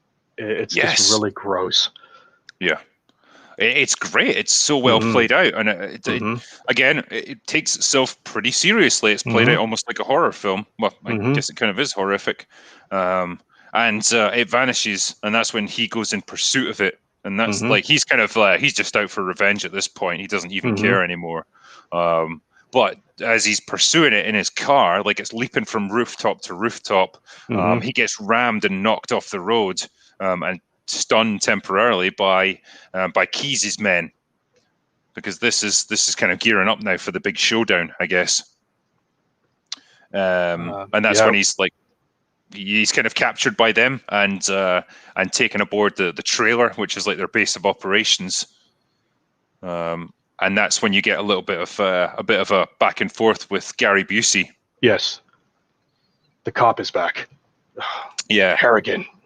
But what's cool is, he doesn't have him killed or sedated or anything like that. He's willing to take the time to explain what is actually going on, and then you get the exposition that the government became aware of the Predator after what happened with the first movie. Arnold Schwarzenegger kind of he explained what had gone on with his team, and now since then they've been on the lookout for it. Right, and I think you get a little bit of a glimpse of that in the courthouse scene when Harrigan confronts him, and then when he gives him the finger or whatever, the rude gesture. Keyes is like, Adam Baldwin comes up to him and says, "I'll take care of him," and Keyes is like, "No, let him go. We're too close." Yeah. You get the impression that Keyes is after the bigger picture. He's just like, I'm way more focused on this Predator thing. Yeah. So and it may be that there's a kind of grudging respect that he's got for Hartigan, because he does comment a few times like, "You're persistent, and you just keep showing up and stuff." And it's almost like he's like, I can respect how determined you are to bring this thing down, but you totally do not understand what's going on here. But either way, like they've obviously over time developed an understanding of how it functions and how it hunts and stuff. So they know that it can turn invisible. They know that it sees through infrared. And so they have developed a means of countering it, where they wear suits that keep their heat in, basically, so that it in theory it can't see them, and they're planning to. Sorry, on you go. I was just going to say, and Harrigan still doesn't understand, and then Gary Keyes gives the line that he loves so much. A fucking alien. Yeah, the delivery is so good. Yeah, because otherworld life forms, huh? Because just before he says it, he kind of rolls his eyes like, "Fucking hell, I really have to say this, don't I? Yeah. Like, I'm gonna have to spell it out for you. A fucking alien." Yeah, great, really good delivery, and that's when we get the setup. So they're not planning to kill it. They want to try and freeze it with like liquid nitrogen or something. And I guess they want to study it and learn how it functions. God, I'm just appreciating the high tech in this trailer. Holy shit! Yeah. Oh man, the amazing helmet cams. Oh, these blinking lights! Wow, awesome stuff. So many control panels. Yeah, and everything's going beep boop whir. Wow. Okay. Yeah. If my computer. Sorry, I was going to say, you get to see a little bit of footage from the first movie of Anna, the character from it. But that wasn't actually footage from the first movie. They actually brought the actress back and they had her shoot some scenes. I heard about that. Yeah, okay. Which I think is kind of cool. Yeah. Although it's a shame that she didn't get another a bigger role, because either her or Dutch, it would have been great to see a bit more of them. But for sure. At least it shows they survived, and I guess they got debriefed or whatever. So I think from what I saw, it's like Keyes is like, right, this is what we're going to do. We're going to take it down, and you can just watch on the screens, like enjoy the show. Yeah, it's like he's almost. It's almost like he's gloating, like, we're going to fucking take this thing down, man. Don't you worry. Yep. And so Hartigan is kind of free to watch what's going on as they go out. And you get a nice tense kind of scene as they move into the slaughterhouse. The team goes in, and you get to see the helmet cams. It's very much like Aliens. You get to see things from their point of view. They're moving slowly. They're not being attacked, but they know it's in there someplace. They've got like a motion tracker on it, and they've injected like some kind of dust or radioactive particles into the air so that it sticks to the Predator and that it won't be able to use its cloak anymore. So again, like a smart move. So they think they've got it. Like it can't see them, but they can see it, and they're gonna close in on it. But it's ready for them, isn't it? And this is a great example of hubris on the character's part here, because when he's explaining to Harrigan, he says, "We're convinced that this creature can only see in one form of light, ultraviolet." Yeah. But they don't know that it's got these multiple vision settings. And again, we as the audience didn't know that either. So when that's revealed to the audience, we're like, holy shit, this thing is awesome. Yeah. We're like, what is this? What kind of vision is it seeing now? I don't know. Yep. Yeah, and it can somehow see the particles of light coming from their flashlights, which allows it to know where they are. Even though it can't see the heat from them, it can still see the lights. So Hartigan kind of figures out from the way it's moving that it's moving behind them, and it can see them somehow, and it's found a way to get them. So he kind of breaks free and runs out of the trailer just as the team's about to get ambushed by this thing. And so you get a sort of simultaneous, like they're trying to counter the Predator as it comes in for them, and he's gearing up to go in and try and fight this thing himself. And he's not wearing a cool tinfoil suit, no helmet cam, nothing. Yeah. So the team gets hit and pretty much wiped out. I think, what's his name? Keyes is the only one that's left alive temporarily as Hartigan comes rushing in. He's bristling with guns. He's fucking like the boot of his car is just rammed with stuff. It's great to watch.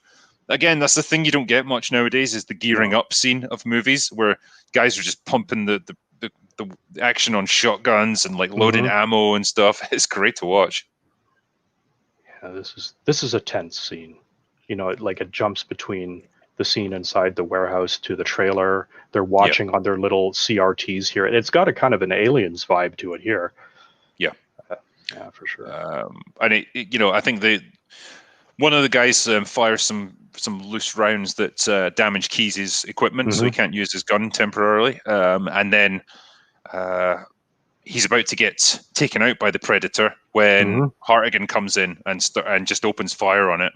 And it's enough to sort of drive it back temporarily. And I think it then fires a cannon over its shoulder to take out Keyes, or at least you think it does. Exactly. Yeah. And then you kind of get into a pretty extended fight scene between Hartigan and the Predator. Like he's moving around trying to outmaneuver it, and it's trying to follow his movements. So it's pretty cool. But it shows that Harrigan isn't like, he's not like Dutch in the first movie. Like he's not this super buff trained soldier. He's fumbling around and just trying to make do.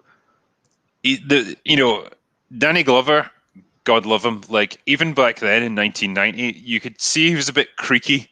He kind of moves a bit stiff, and he seems he's not like a guy in his like prime. Put it that way. But that's what made this movie so much fun. Yeah. Because we had already gotten to see the special forces buff guys who can handle this type of stuff. Yeah. And so now you got, Danny Glover. It almost kind of rings back to what made the original Die Hard so much fun, in that that's the first time we got to see this everyman as a hero. Like Bruce Willis wasn't some superhero, but he just did what he could, and he got wounded like everyone else. So I think Danny Glover has kind of that vibe in this movie. Yeah. No, he really does. He's a bit of an everyman, and that's an interesting take on it, I guess. So yeah, like he kind of, they have a bit of back and forth, and the Predator kind of gains the upper hand, and that's when Keyes comes in. He's not been killed. He's just been like, his face is all fucked up, so I guess it just missed him and it blew up near him like the blaster bolt. But he starts blasting the Predator with his nitrogen gun, and it's like Too late to go home. Yeah, guess who's back? And it's enough to drive it away, but then he kind of makes the mistake of going after it, and then it just launches this disc, which is cool as fuck. It's got this like basically a predator frisbee that it throws. It goes through like 6 fucking sides of beef before hitting him, and pretty much just slices him straight in half. It's a cool scene. I never understand what happened to his top half because like his legs just fall, but it's like wouldn't the rest of him fall as well? I don't know. It was just kind of a fun scene because it didn't show it in full gore, like you said, but it was just enough to make you cringe as the audience to be like, oh shit, he just got cut in half. Yeah. But yeah, so that's Keys out of the picture. Well done, Gary Busey. Yeah, that's right. You went out like a hero. And then I'm pretty sure like Hartigan then just lays into him with his pump action shotgun, that little miniature gun, and he must hit it about 5 or 6 times easily, like pretty much point blank range. He downs this thing, but it's not enough to kill it. Like he thinks he's got it, and he takes its helmet off, doesn't he? It's when he comes in, he's like, "What the fuck is this thing?" So he removes the helmet, sees it. And then sure enough, it comes back to life and like grabs him. And I love how it just picks his gun up and smashes it off the ground. Like, fuck this thing. Like, well, you could see at that point that looked a little cheap. It looked like he was busting an airsoft prop because of the way that it shattered. But you're like, nah, whatever. I'll let it go. Yeah. So it's the Predator's back, and does it not do like shit happens? Oh no, that's later when it's about to blow itself up. I didn't mind the fact that they recycled the line from the first movie, with the "you're one ugly motherfucker," but they just did a little bit of a spin on it. So where Danny Glover starts the line and then the Predator finishes it. You're like, okay, motherfucker. Yeah, and you could you like it works on a couple of levels, because rather than having the protagonist say that, he's like, "You're one ugly motherfucker." He's like, "You're one ugly," and then the Predator, you could argue that he's calling the protagonist a motherfucker. Yeah, but he's finishing the line. I mean, he probably is, because it's like, he just blasted me with a shotgun like 5 times. Right, you motherfucker. Yeah. Want some candy? So there's more fighting. I think Hartigan makes a retreat then, doesn't he? Because he's outgunned now. I think it hits him a couple of times, doesn't it? Yes, because they're kind of fighting hand to hand at that point. I'm just scrubbing through here. There goes Harrigan.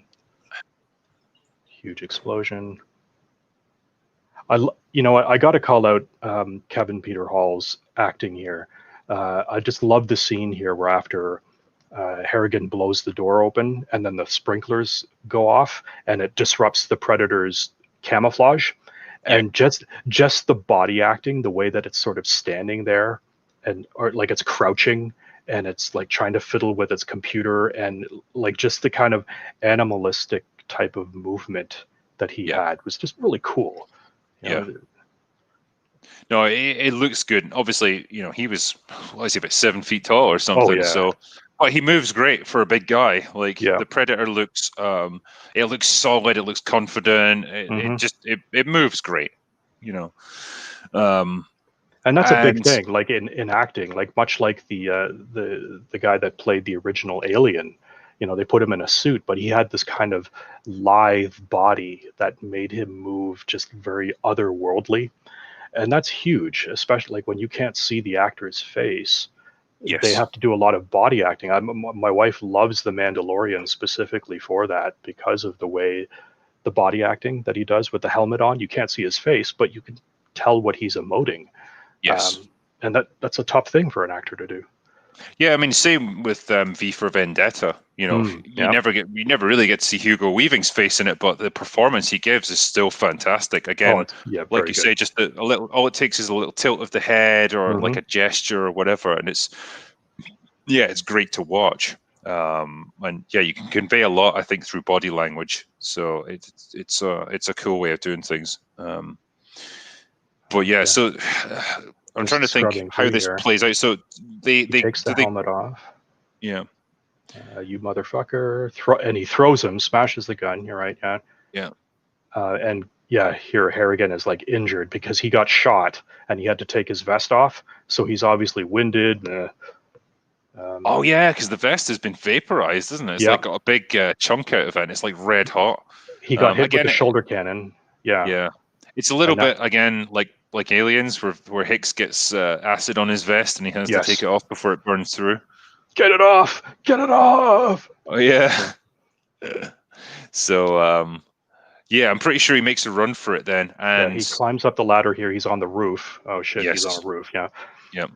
And now it's just cat and mouse, on the rooftop. Yep. And Christ, how does it play out then? The Predator's hunting for him, and then they end up getting knocked off a ledge, don't they? Right. Well, the Predator is injured here because he's been shot multiple times, and now like Danny Glover's like on the roof here. Kind of like, where is it? He loads his gun. He's hiding behind walls here. Yeah.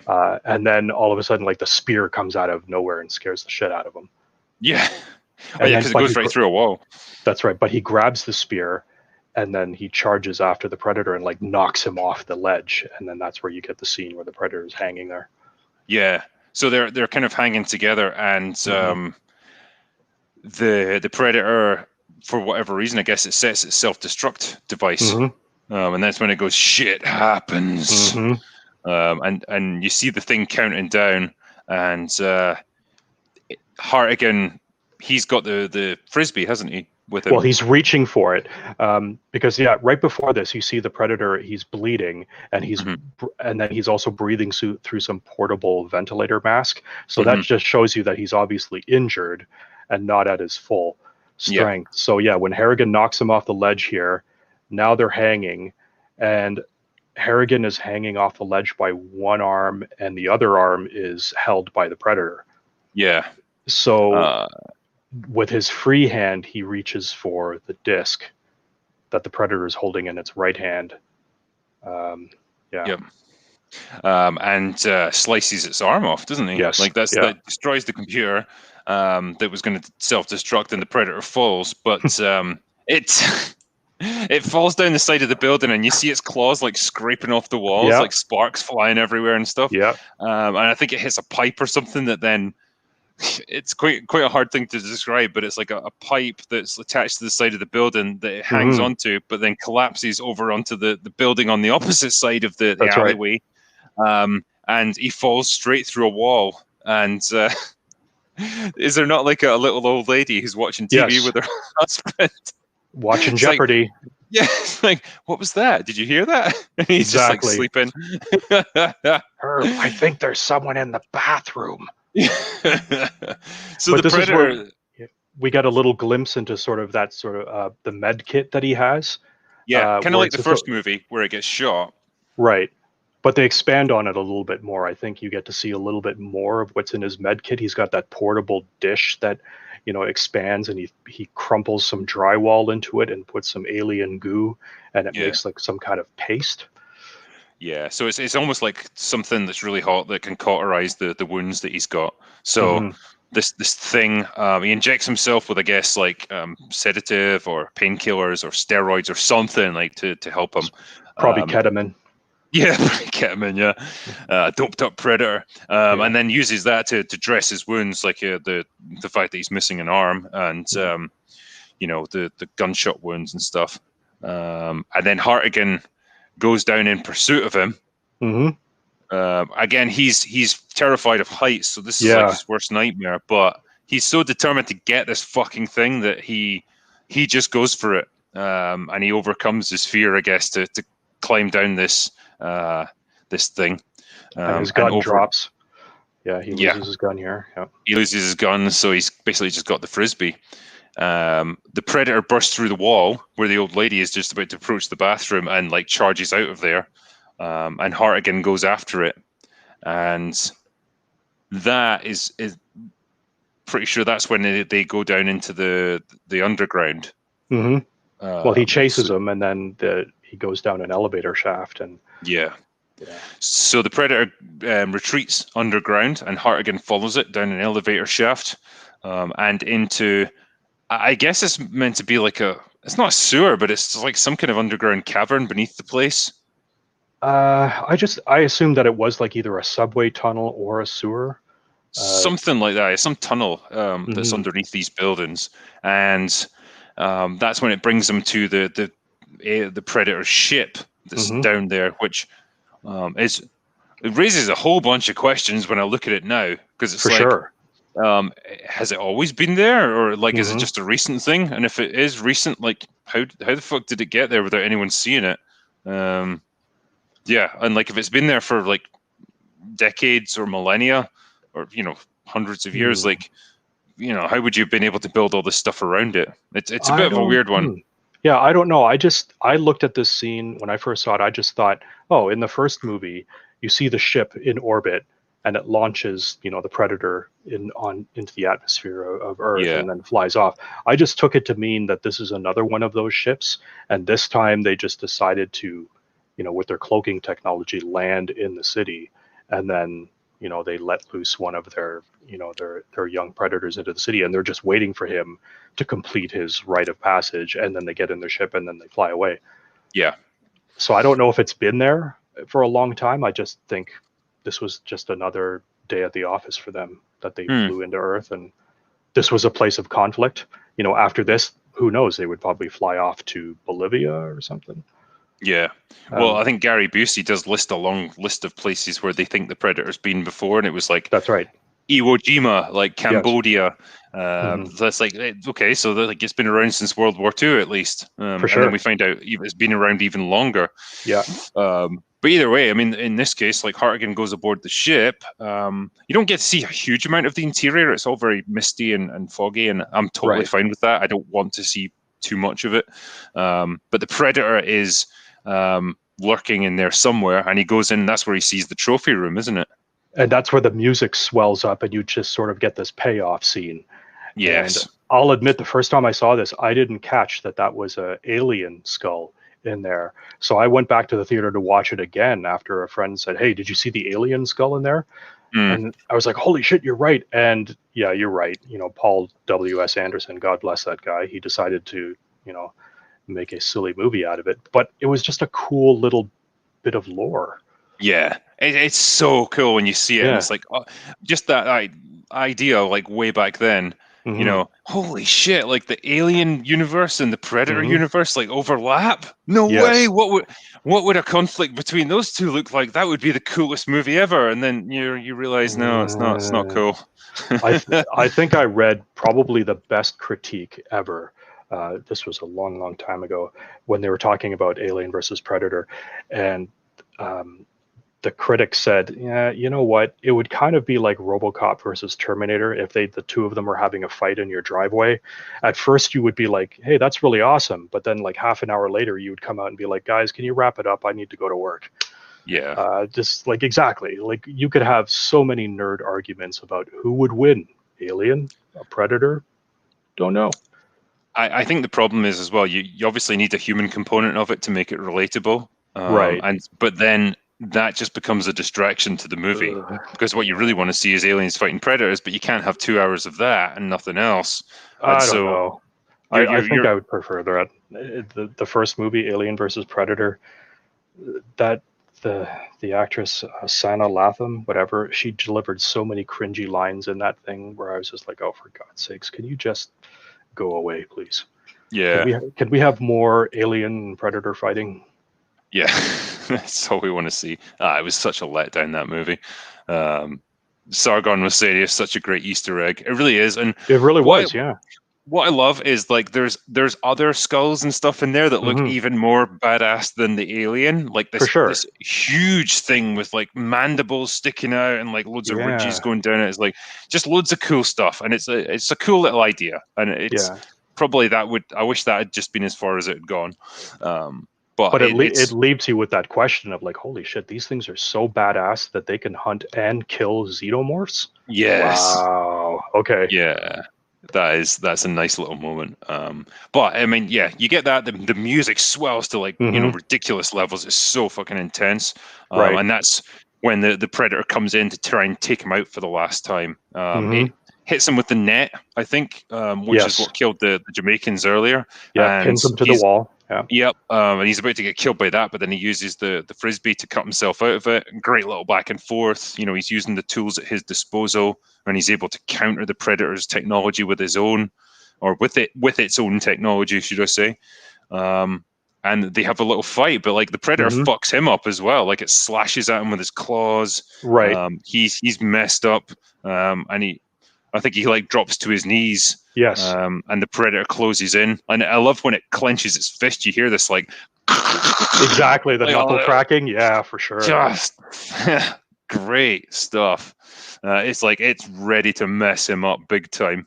Well, Danny Glover, like his acting here is so good. Like, yeah, he's just he looks like he's done, and the Predator is like gloating, hanging over him, and this is great. So he's going to go in for the kill. So it raises its claw to like swipe him down, and he just, he's able to grab the frisbee that's on the ground beside him, and he just straight up right into its guts.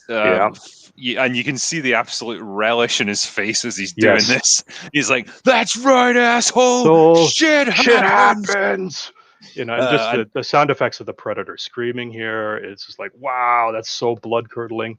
Yeah, and he like yanks it out, and like Predator guts go flying everywhere, and then it finally like topples like a fucking oak tree. It's brilliant. And you think like, okay, he's done. Like this guy's got nothing left, and then boom, suddenly, the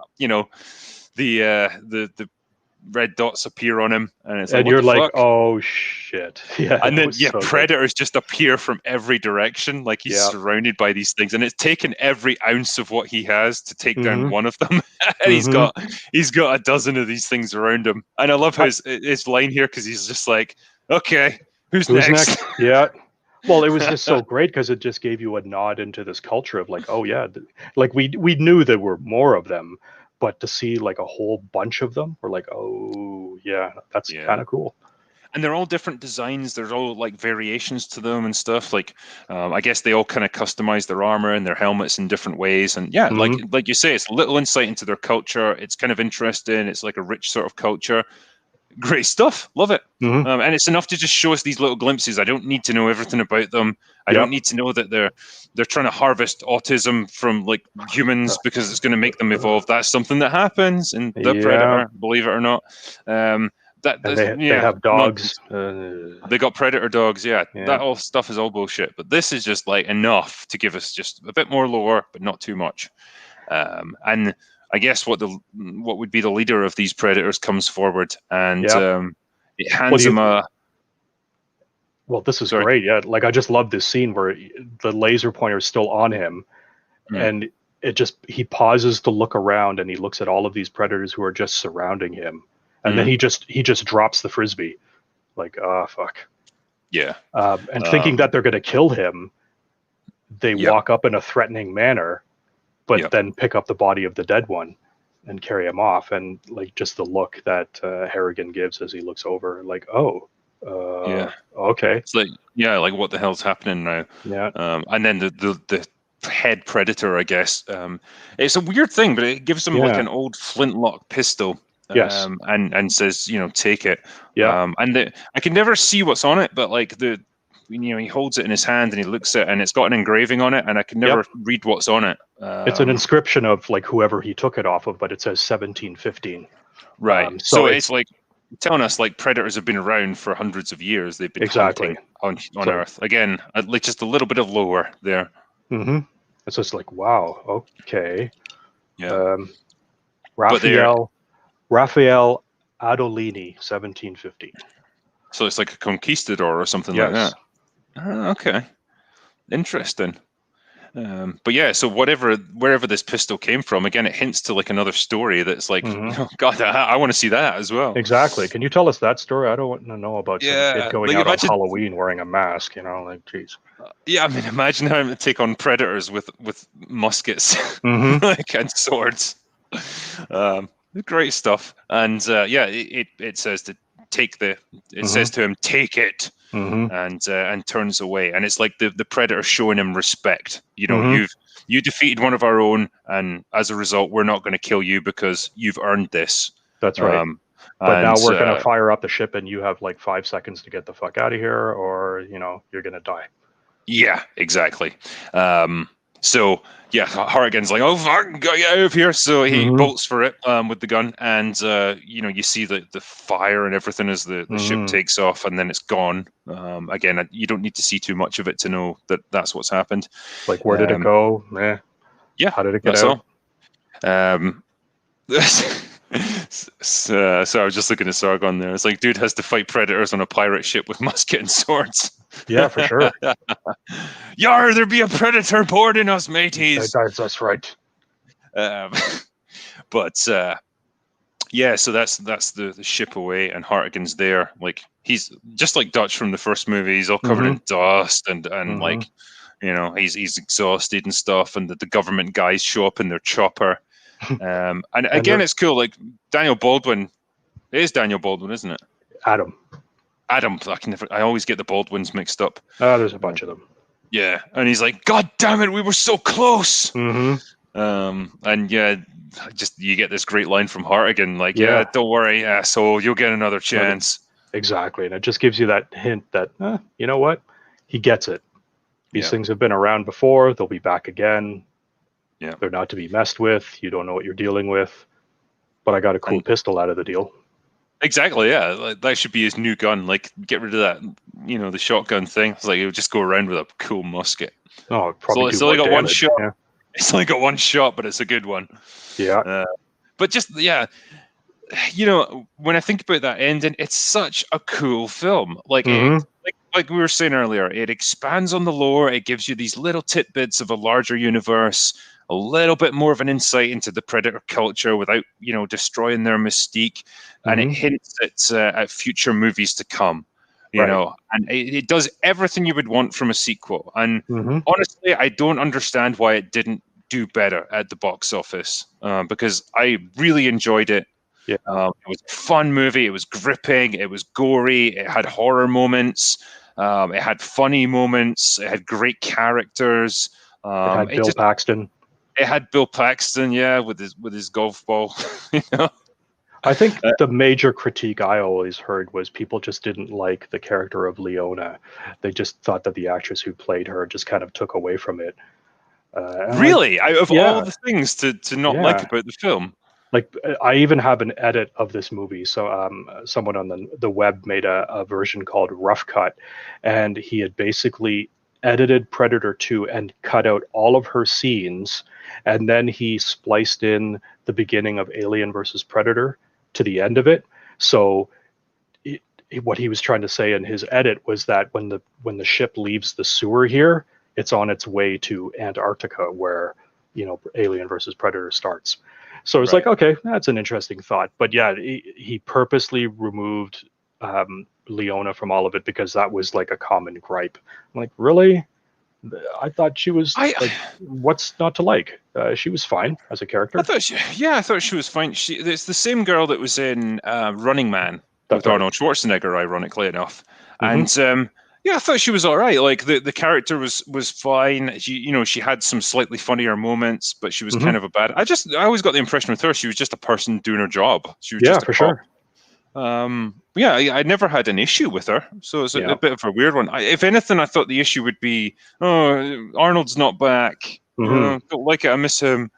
But yeah, it's a strange. I mean, I know that Danny Glover, God bless him, like, he wasn't the big box office draw that Arnold would have been back in 1990. I think that perhaps would have hurt it a little bit. Yeah, but that's what made it work. It was it was different, but the same. Like, it gave you it expanded on the universe in the fact that it shows that these predators hunt elsewhere other than the jungle. And are you going to find a Navy or like a special forces team in the middle of LA? No. What would you find? So it was fun that way. No, it's good, like, because it would have been easy for them to do, like you say, just do the same thing again. Oh, another special forces team in another jungle that's isolated, and the Predator picks them off one by one. Not very interesting, because you've done that already. So they take the opposite approach, like Hartigan and the others. Like, they've kind of got all the resources they could want. when it comes to taking on the Predator, but they can't find it, and it's elusive, and there's a gang war going on. It introduces a more complex situation. Absolutely. But it doesn't ruin it. It's still a well-balanced situation that allows you to have all these great scenes, and it makes use of this new environment, this kind of concrete jungle that's hostile. There's a street war going on. There's people murdering each other. There's all these atmospheric back alleys and stuff where shit can go down. There's subways. It's great. It's an interesting environment for this to happen in. Yeah, very much so. And it showed that the Predator was not unfamiliar with this environment. Like, you see him scaling walls and standing on rooftops and whatever. It just shows that what, they've been here before, or when they get dropped into this environment, they just adapt. They know what to do. Yeah. Sorry, go ahead. No, someone in chat here was saying when Predator 2 came out in theaters, everyone my age and younger were complaining that no one had muscles. Yeah, it's like we were saying, these are not special forces guys. These are just cops. They're everyday guys for the most part. And even Danny Glover was probably a little bit older by that point, and not quite. It means there's more of a challenge there for them. They're up against it even more than Arnold was. But then if you contrast that with, what was it called, Predators, when that came out, they tried to go back to that original formula, with Adrian Brody and Topher Grace. I'm like, oh, geez. Yeah. I'm not buying this. I'm not buying any of it. It was awful. I remember, because people still talk highly of Predators, and the issue I have with it is they use so much CGI, even for the fight scenes with the guns. When people were shooting guns at the Predators or the monsters that were on that planet, you could tell it was all just CGI bullets hitting things. Whereas in the original Predator, every time someone fired a weapon, it had real weight and kick behind it. And you would see tree trunks fucking exploding, and it was all practical effects. It was all pyrotechnics and stuff going off, and it looked real, it looked solid, it looked believable. And that's what Predators lacked, in my opinion. Plus, Adrian Brody is not an action hero. No, unfortunately, he got Arnold jacked up Schwarzenegger in a role, but nah. I mean, he was lean, and he obviously got in shape, but none of the people in it looked anything. They weren't a patch on Arnold and his team from the first one. Those guys just ooze fucking character and badassery. Well, and just the banter amongst them all. You called it out in your Drinker Recommends. You get this hint at this history that they all have, past missions. They all know each other. They take the piss out of each other. It's it felt natural. Yeah. You get that as well in Predator 2. Again, that's another thing I like about this film. There's a good kind of relationship between Danny and Hartigan and Leona. They have moments where it's lighthearted and they do a little bit of banter. They joke occasionally in the police station. They've got good chemistry between each other. And then you got Bill Paxton, who's the outsider, but he's trying to prove himself, and he gradually earns their respect as well. It's good character moments. So that's what, for me, it still has some of the atmosphere of the original. I think it's still my favorite Bill Paxton line of all time. It's he tells that other off-color joke.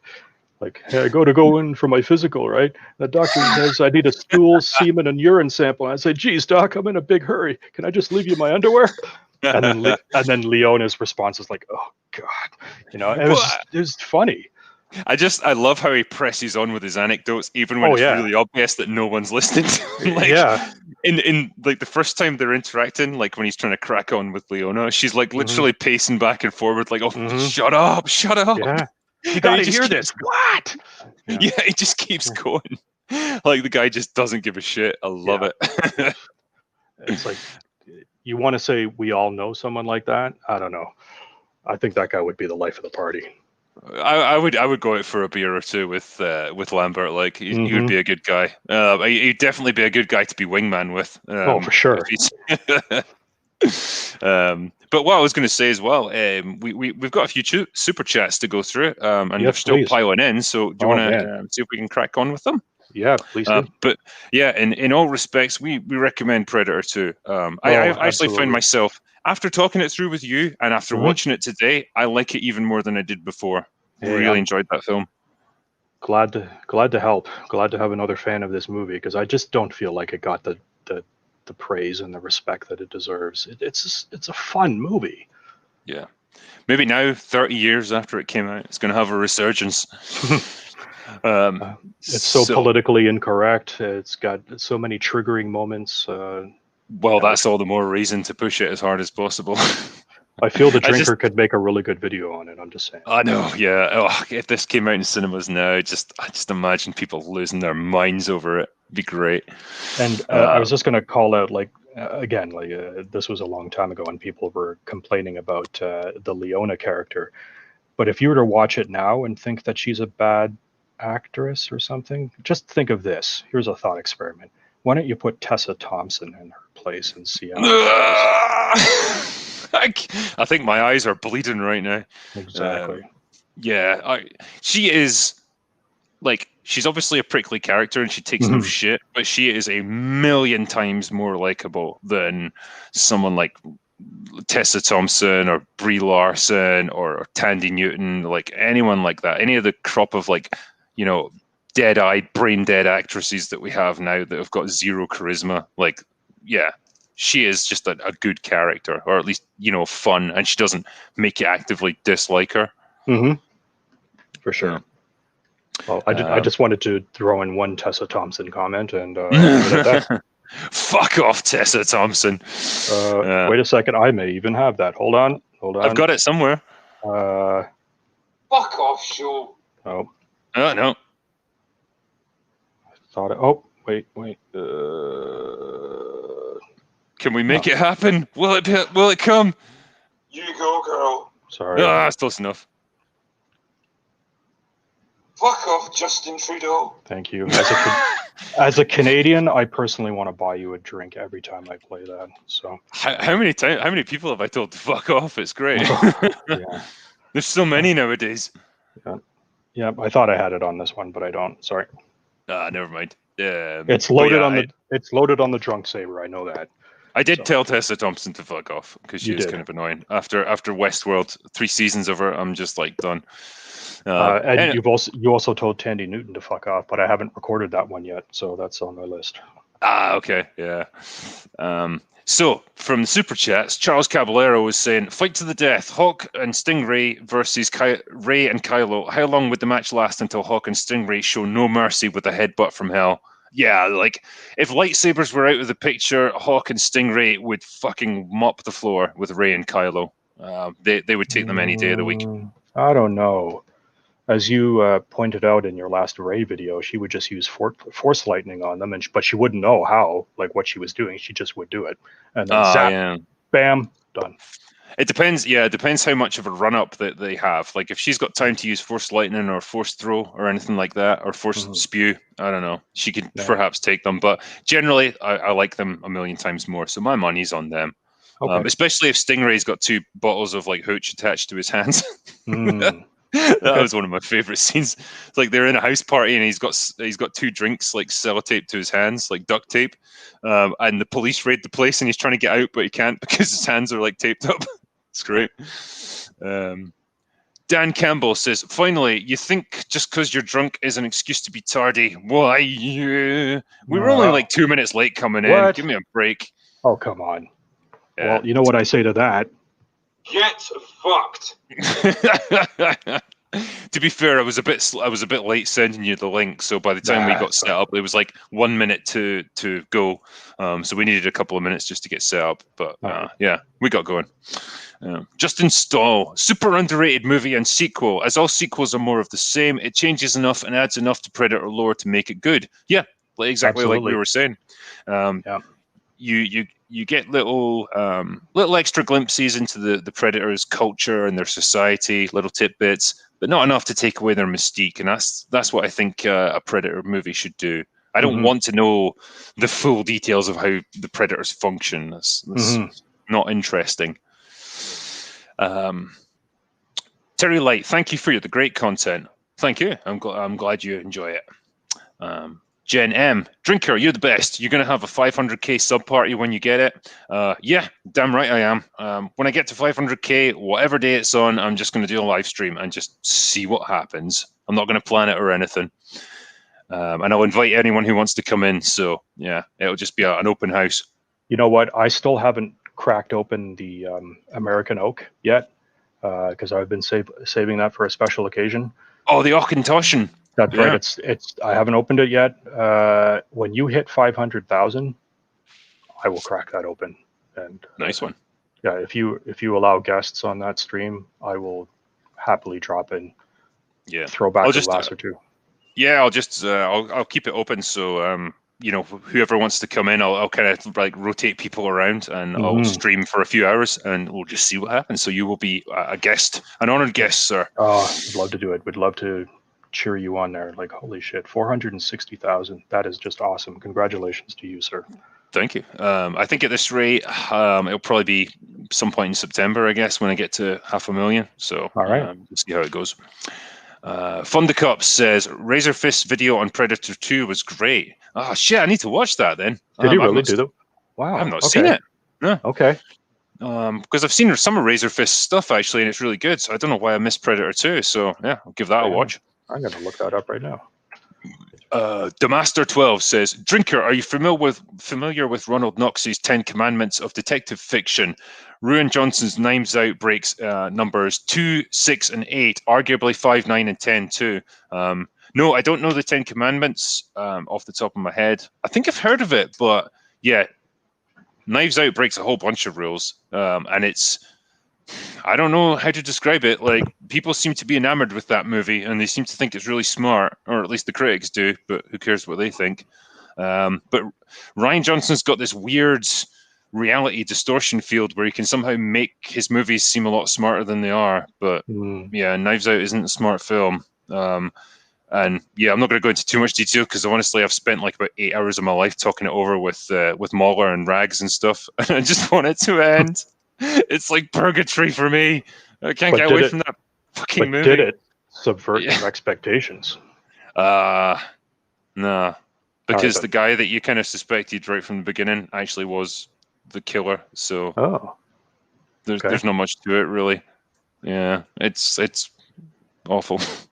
And it's one of those films like on the surface you're just like, nah, it was a bit shit. But then the more you dig into it and kind of pick it apart, the more you realize that it's just a disaster and it's so contrived.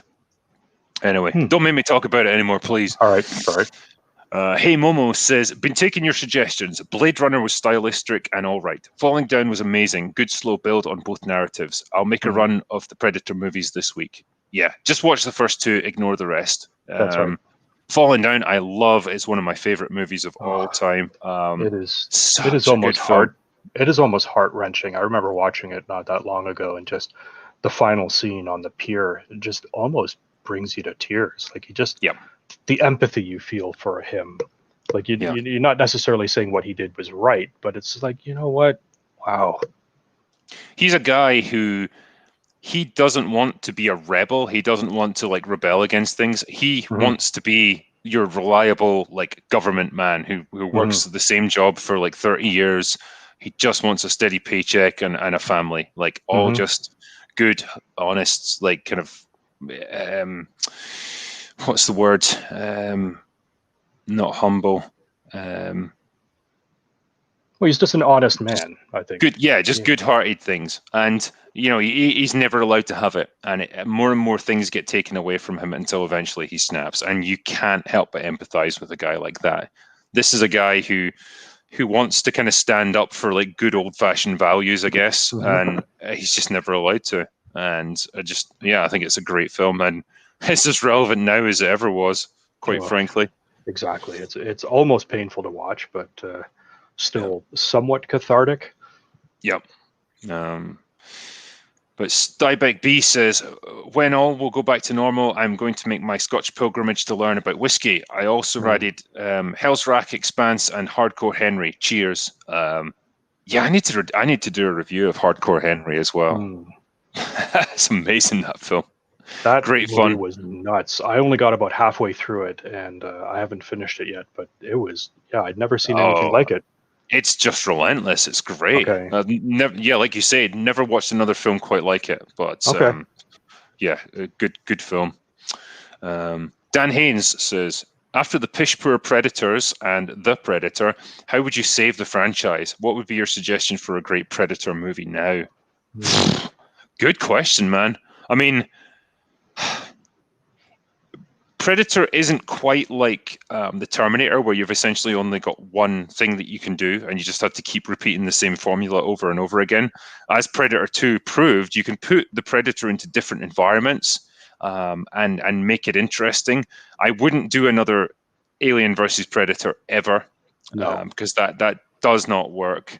I mean, I'm trying to think of a way you could do it where you wouldn't just recycle the concept of the first one, like a special forces team in like a hostile environment, like if they were in Afghanistan or somewhere like Yeah. that.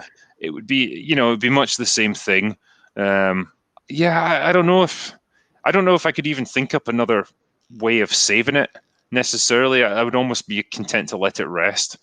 I would probably need to think it over. Maybe one day I'll do a Drinker Fixes Predator or something and see if I can come up with that. I mean, Whoa. Danquish, can you think of anything? I'm thinking about it, and like I've had so many conversations with friends over the years about it. It's like, okay, what would we want to see next?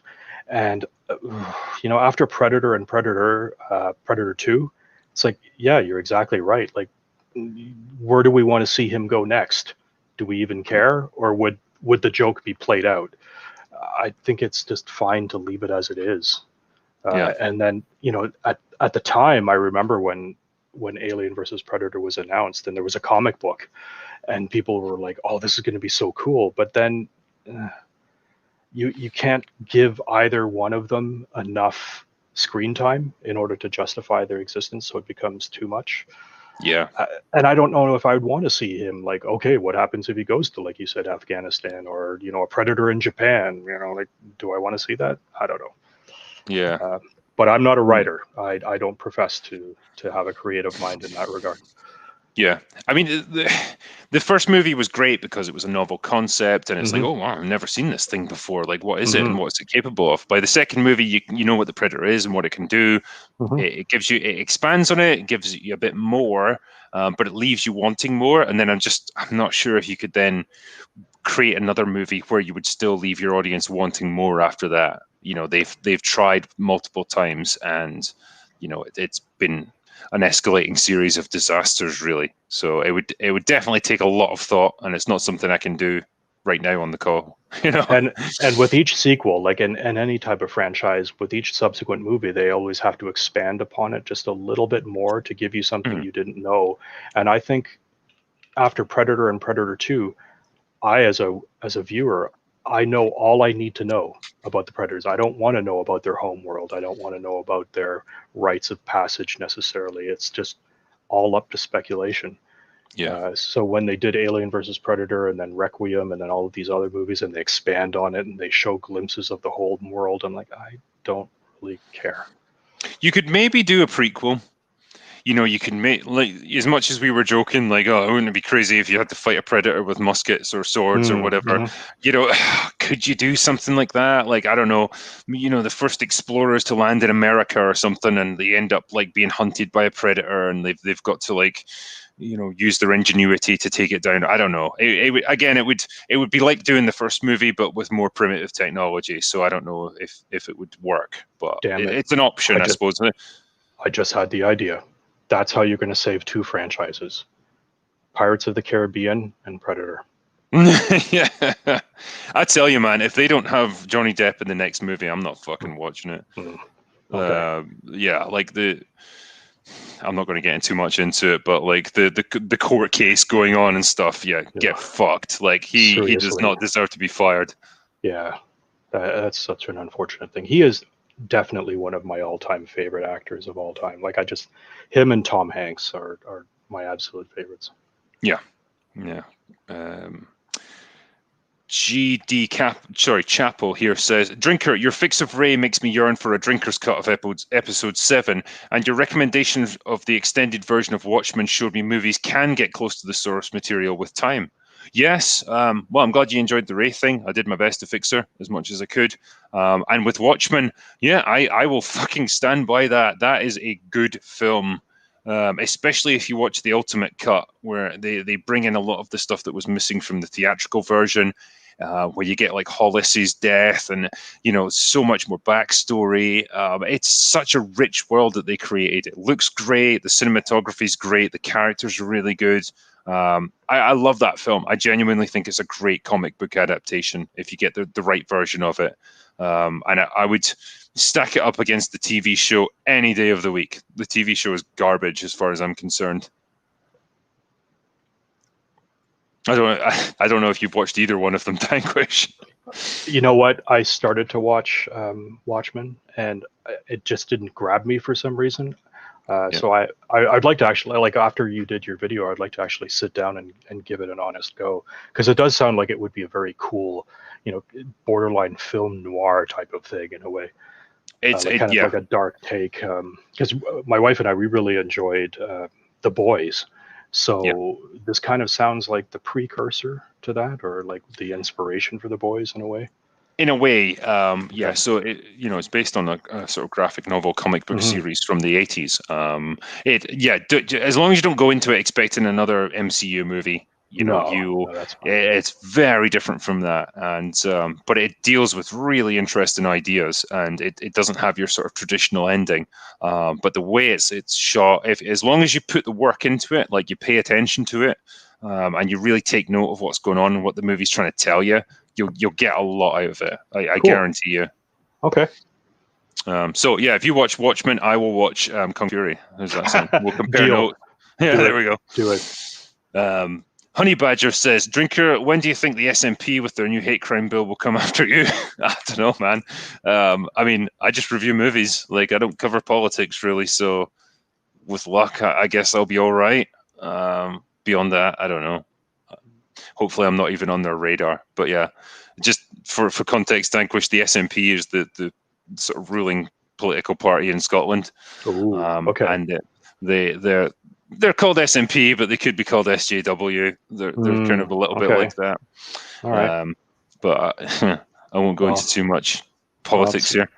Sounds very much like Canada, so I feel for you. Yeah. The unfortunate thing is there's no fucking way to get rid of them, because there's a good proportion of the people in Scotland will just fucking vote for them no matter what. Like, if they came out in favor of baby eating, they would still vote for them. So I don't know, man. Anyway, Dirk Lemon says, I thought that Predator 2 was a great film, though not quite as good as the first one. Then the other Predator films came. Yeah, this is the weird thing. I feel like now I almost look at movies like this through the lens of like how shit films are nowadays.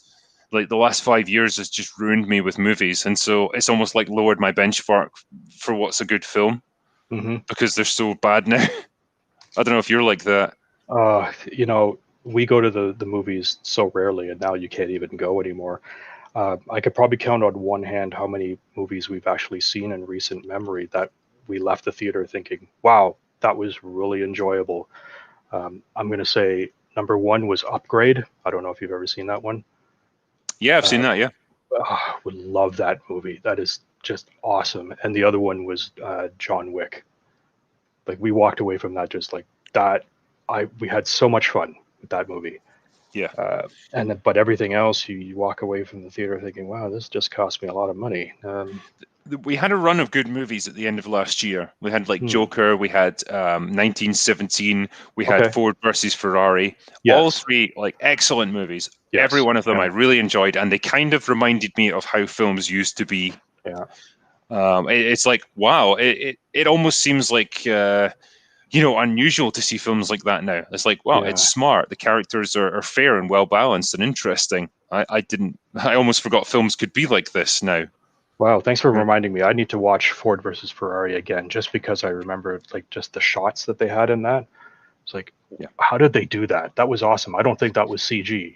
Did they actually strap a camera to this car and drive it around? That was amazing. It looked real. Yeah, it was probably just mounted cameras. Looked great. And yeah, just I love the main character. I love Christian Bale and his relationship with his son. Like it's wholesome.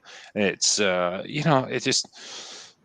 it's like you almost feel like you're not allowed to have characters like that anymore. It's like, oh wow, this is a nice positive role model. It's like a guy who's a good dad and a loving husband and stuff. It's if different people had been in charge of this, he would be like a deadbeat dad who neglects his wife and all the rest of it. And it's like, no, you don't have to do that. You can have good male role models in movies. You're allowed to have that. Who drives race cars? That's awesome. Yeah, exactly. So, yeah, good film. Sargon saying here, thanks for all the great content, Drinker. Keep up the good work. Well, thank you very much, and I'm glad you enjoy what I do. I certainly watch your channel, yeah, and I enjoy your content too. I think he actually made a video in response to me, actually, because when I did a Witcher review, I was talking about how it was kind of unusual for like a character to be it was like a queen of a nation within this show, and she leads her army from the front lines, like into battle, in a medieval battle. And I was like, what the fuck? Like, why would you do that? Like, surely you could just get killed really easily. But then he produced a really interesting video. Like, no, this is how medieval battles were actually conducted, and it wasn't nearly as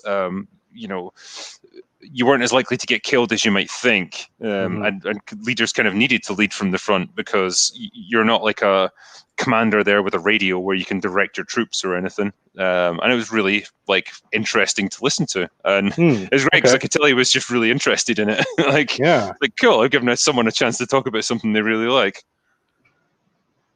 And for the record, I'd like to give Sargon Avocado a compliment. I think his accent and his voice is quite soothing. I could listen to that for hours as well. So well done. Yeah, he's very smooth. I don't get anywhere near that. Yes, but you're like the gruff yet eloquent Scotsman. And, you drunken yet inebriated.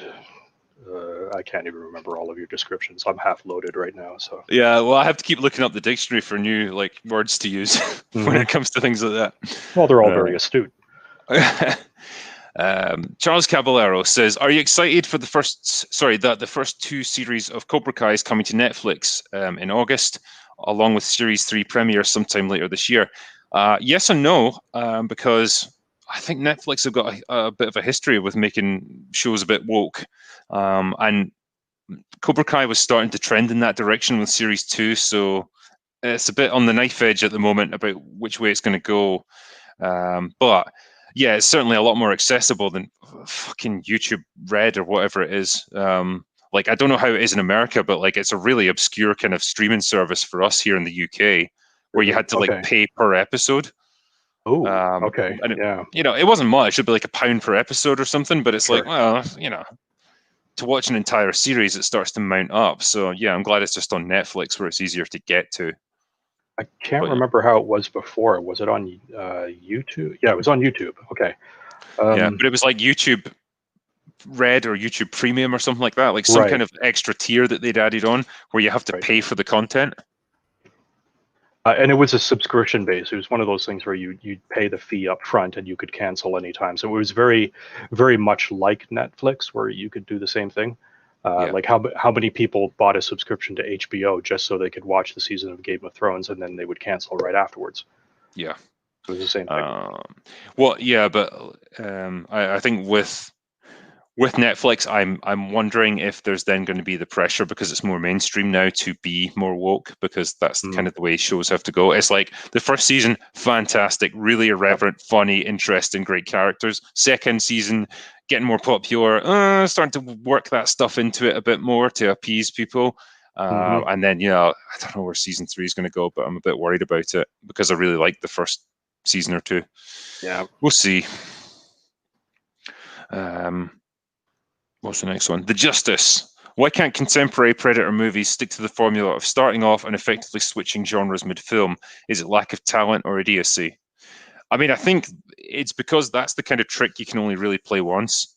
The first one did it really effectively because you didn't know what the Predator was, and you didn't know what it was going to do and what it was capable of and where it was from. I really wish they hadn't put that stupid shot of the spaceship in the first movie right at the start, because it would have kept it more interesting. But yeah, it starts off as just a fairly standard action movie with great, good character moments, a good bit of action, and then it switches slowly into horror as they're getting picked off. But when you kind of know that the Predator's involved, it's hard to do that.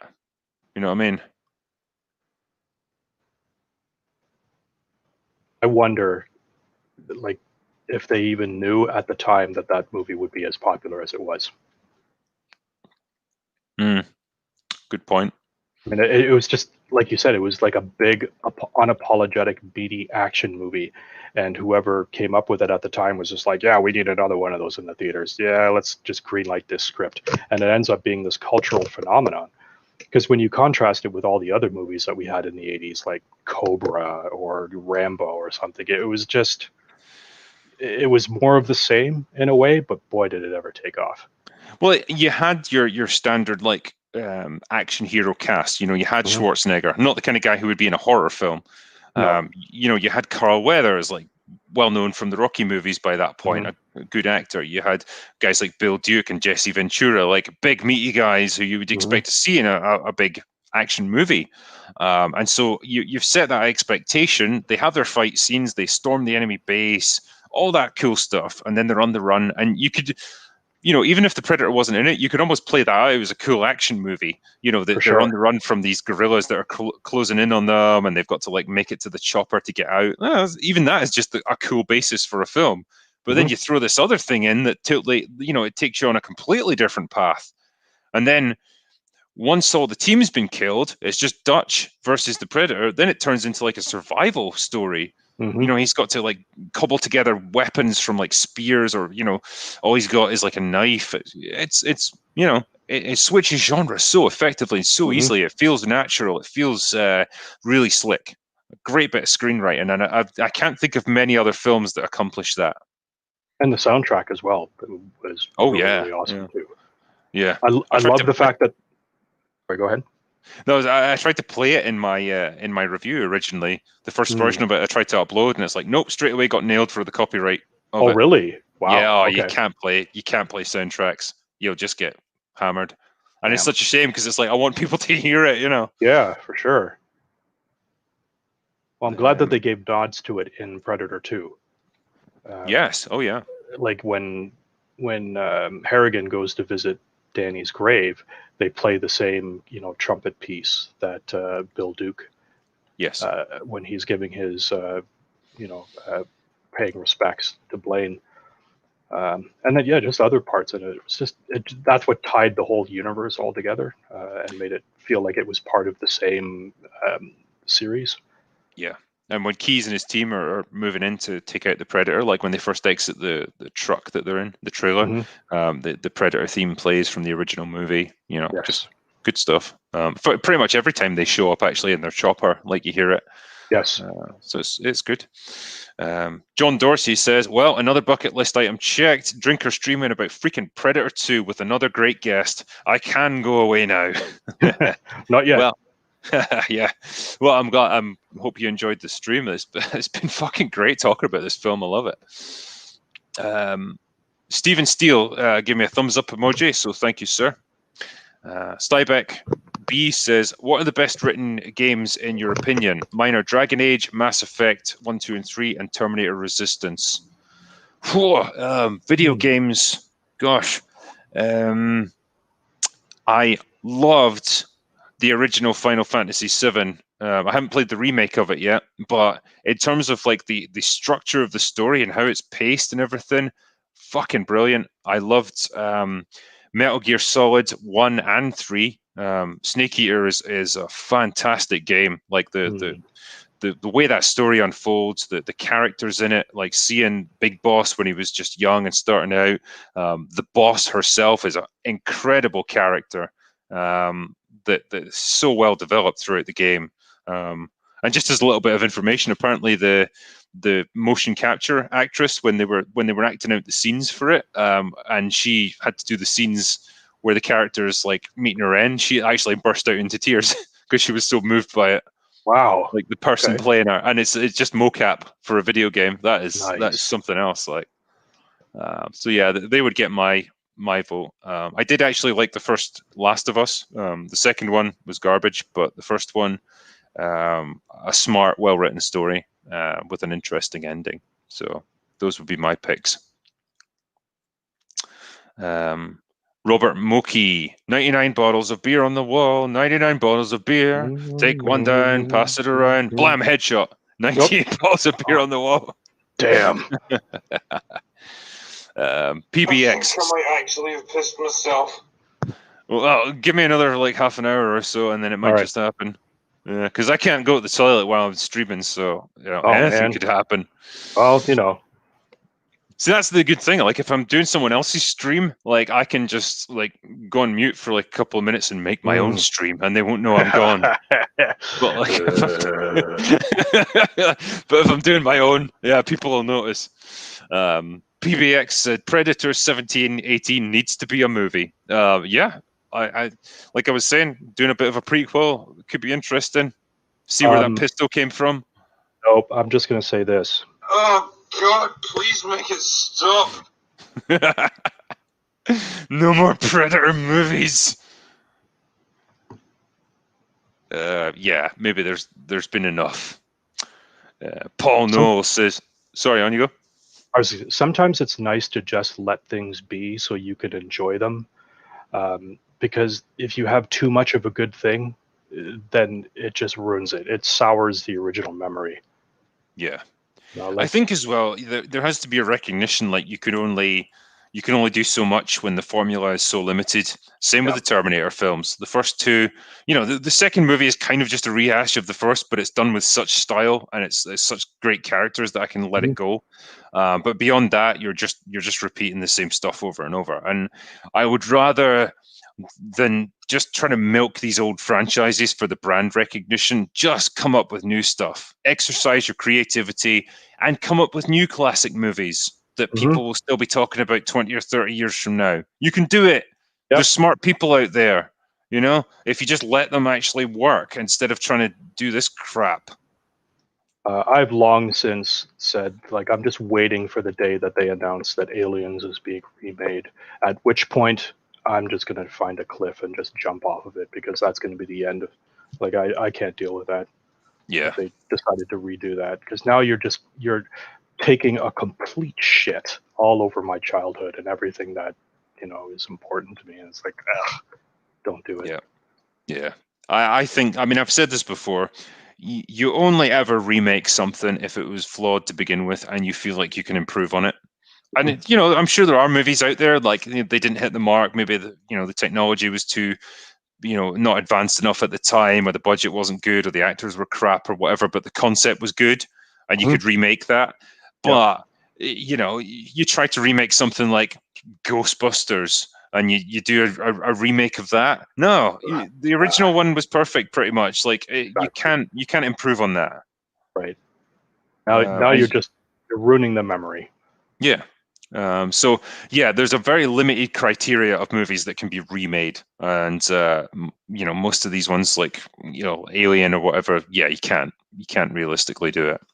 Incidentally, based on the drinker's recommendation, I rented Jaws the other night and watched that, and it was like, yeah, you know what? As a piece of film, that was really, really good. How fun! How fun, isn't it? Like great. Such a simple concept, really very simple, but really well done, with great actors and great dialogue. But I made the mistake of then watching the sequels, because I had never seen them before, even at that time, and I'm thinking, oh God, what have I done? Really painful to watch. But like I say, yeah, the first one, classic, really like slick, and it's got a clean feel to it. There's nothing overcomplicated about it. And I've said this in my review, like that monologue that Robert Shaw gives when he's talking about being on the Indianapolis. Yep. Christ, man, like that just commands your attention. You are glued to the screen watching him talk. It is perfectly done. And I can't think of actors now that could do that. like just the mood on the ship changes. They're all having a good old time, swapping stories, getting drunk, and then he shares this story, and then you just see the looks on their faces as you realize just how serious this is, and you get a glimpse into his character, where he's got. Yeah, it was just excellent. The music even changes, and it becomes really eerie and kind of sinister, and like, it's great. Like, such good filmmaking, and it's just three guys in a fucking cabin, like on a boat, talking, gripping stuff. With that in mind, I would also advise having a drink and watching The Meg, because nothing beats Jason Statham versus a shark. Yeah, you had me at that. That was awesome. Yeah, I mean, it's Statham. You know what you're going to get with one of his movies. Like, he's fun. He's a good guy. It's obviously not Jaws, but like, it's a fun film. I really enjoyed Hobbs and Shaw. Actually, that was a good one. Absolutely. I love that movie. Like it, and I love the fact that it made no apologies for the type of movie that it was. You knew exactly what you were getting with that. Like, yeah, thank you. That's all I want. Yeah, and you've basically taken the good bits from the Fast and the Furious movies and put them into their own film. Like, you've taken the two most charismatic guys in it and just like, no, fuck it, we'll just give them their own film. And it was great. I enjoyed it. Throw in some over the top action, and what's the next one? Paul Noel. I genuinely think Predator 2 was underrated, especially to the trash that came afterwards. Guys, some great moments in that film. Yeah, like we were saying, if you look at it from the view of like all the other Predator movies that came afterwards, this is probably the second best. It really is. I enjoyed it. I said tonight, like, rewatching it for the first time in quite a while, just to do this stream, I was really enjoying it. I had a blast with it, and it gripped me. So not many movies can do that. Excellent. Pobaltine, hello from Birmingham. Keep up the good work, Drinker. Thanks for keeping us entertained. I'm glad you're enjoying it, and thanks for the super chat. Chris Stanley was going to send a super sticker, but they don't have beer emojis. Oh, well, thank you. Always appreciate a beer. So thank you. Vic Von Doom. Danny Glover looked like glazed ribs in this movie. Yeah, everyone's sweaty, and he's sweaty all the time. I think Danny Glover's shirt needs its own movie, because it looked like it was about to get up and walk away. Like, everything's always like stained with sweat and stuff. Like, I presume it was all just like, sprayed on or whatever, but it looked unpleasant to wear their clothes and be doing that stuff. You know what I mean? Like, it looked like it smelled. So yeah, like, I mean, we've all been there. Like, if it's a really hot day and you're stuck at work or something, the aircon's not working, and yeah, you just feel grotty, and that's kind of what everyone's like in this. Jeffrey Turner, aka Megajet. People equate Willie to Billy. Jerry's more like him. I mean the death of Willie to Billy's death. So this keeps going. Love the subway scene. Predator is Terminator plus Jason. Feudal Japan story. Predator versus Samurai and Ninja. Yeah. Predators Predators kind of toyed with that, didn't it? You got a Yakuza fighting the Predator with a sword. I think it's more. Yeah, the first one worked because it's like you've got these guys who are armed to the teeth, and you think, oh man, these guys can handle anything. And then you find something that they can't handle because they can't see it. It's always got one step ahead of them. When you give your guys primitive weapons like swords, you put them at such a disadvantage that there's almost no tension there anymore, because it's like, I just don't expect them to have any chance of winning. It's just, they're going to die. I appreciate the idea. Like, it sounds cool in concept, but I'm going to rank it up there with Alien versus Predator. It's like, I don't know if I really want to see that. But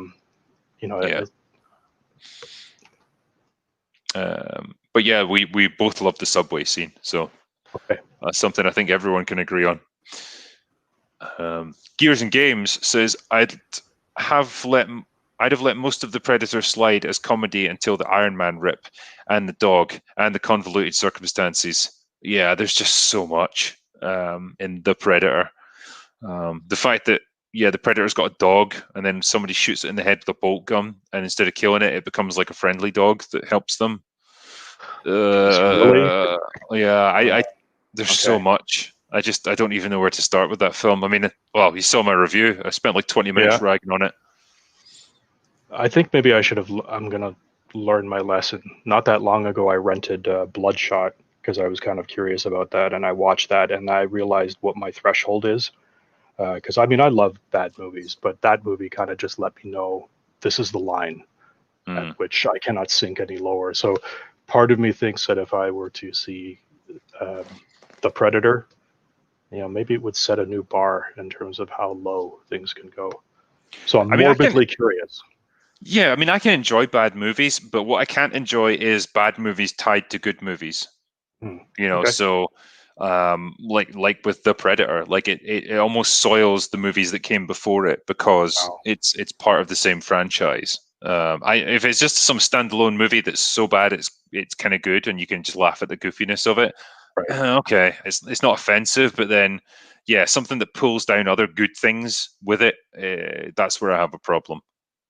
And that's why I would like have an issue with like the Star Wars sequel trilogy, because they are Star Wars, they're continuing the story, but they're doing it in such a bad way that like it pulls down the ones that came before. Okay. True. um Rob Aitken says, not Predator related, but looking forward to you discussing Star Trek 6 in the hopeful near future. Yeah, I've been talking to Gary about that, and that'll probably be my next live stream. We're going to talk about Star Trek 6, The Undiscovered Country, which we both love. And it's, for me, it's like pretty much the last good Star Trek movie, and it was made in 1990. Fuck. That's another franchise that's gone down the tubes. I actually like Wrath of Khan, definitely top of the Yeah. list. Again, after your video, I was like, oh, you know what? I haven't seen that in a while, and I just sat and watched it, and it was just so good. Yep. Just really well done. The acting, the set pieces were what they were, but in terms of a story, a revenge story, Ricardo Montalban, just his, emoting over the top, borderline campy, but still really, really good. Yeah. And then I also really, really enjoyed First Contact. I don't know how you feel about that one. I mean, I was fine with it. Like, it's probably the best of the bunch when it comes to Mm. the TNG movies. It's a bit dumb, and Picard's kind of like a bit out of character. But I mean, overall, I give it a pass. Like, it's kind of enjoyable enough as a sort of action movie.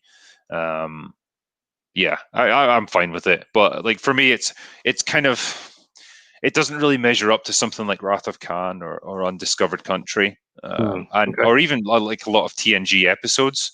I think they went through a bit of a change when they switched from TV show to movies with the Next Okay. Generation, and it becomes kind of like a bit of a goofy action sci-fi show. Right. Where they're trying to have these characters do like lots of actiony things, and because it's movies, obviously I can understand the reason for it, but that was kind of never what the TV show was like and what it was about, and it just feels like a bit of an odd fit, if you know what I mean. Okay. I know they did that to a certain degree with the original series, like moving from TV show to movies, but there was such a gap between them, and they did it relatively effectively that I could sort of let that slide. Okay. But I mean, it's fine. Like, yeah. And yeah, as for the new Trek, like the J.J. Abrams movies, yeah, like there's not a single one that I thought were good. Like all three of them Yeah. were garbage. And I've It was obviously, just chaotic, over the top, glitzy, lots of lens flare. yeah, We got to insert a witty line here just because. And like, oh, please. yeah. Well, remember when people used to just walk onto the bridge, Hmm. like because like that's what you do when you're an officer. Like you need to get to Right. the bridge. Okay, you walk there at a brisk pace, and you get in the turbo lift, and then you walk out, and then you're there, Right. and you ask what's going on. In the new Trek movies, everyone's sprinting around like 5-year-olds that have eaten like um, an entire box of candy, and like they're Hmm. hyped up, and everyone's running everywhere and screaming. There's shit going on. The camera's panning everywhere. There's lens flare. Stuff's blowing up. It's just it's too much. Like calm the Yeah. fuck down. That's not what it's meant to be.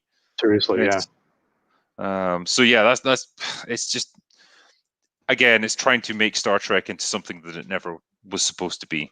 And it was effective initially. J.J. Abrams, he's got that way of pulling the wool over people's eyes and making you think that things are smart when they're not. We fell for it. We used to be Lost fanatics, and to this day, I still say that Lost is the reason why I permanently cut cable, and I have never had cable TV ever since. Yeah. We used to watch it like glued to it, and then it just got to a point where we actively felt like we were being insulted. So I was just like, "Oh, fuck this, no." Yeah, it made me angry. It's a show where like the questions were always going to be more interesting than the answers. And I wish I'd known, because I was like, yeah, I was glued to it. And then just by the end, I was like, that's it. That's the explanation for it all. That's shit. Yeah, exactly. Can I get my money back? I don't know. Yeah. Dane Jensen's donated $5, so thank you. Evan Remillard, sorry for mispronouncing that. Drinker, you pontificating magnificent drunk, you just found your channel recently and love the hell out of it. Well, thank you. I'm glad you're enjoying it. Cheers. I'll drink to that. Absolutely. This one's going to be a mouthful. Franklin von Flibberty Gibbet.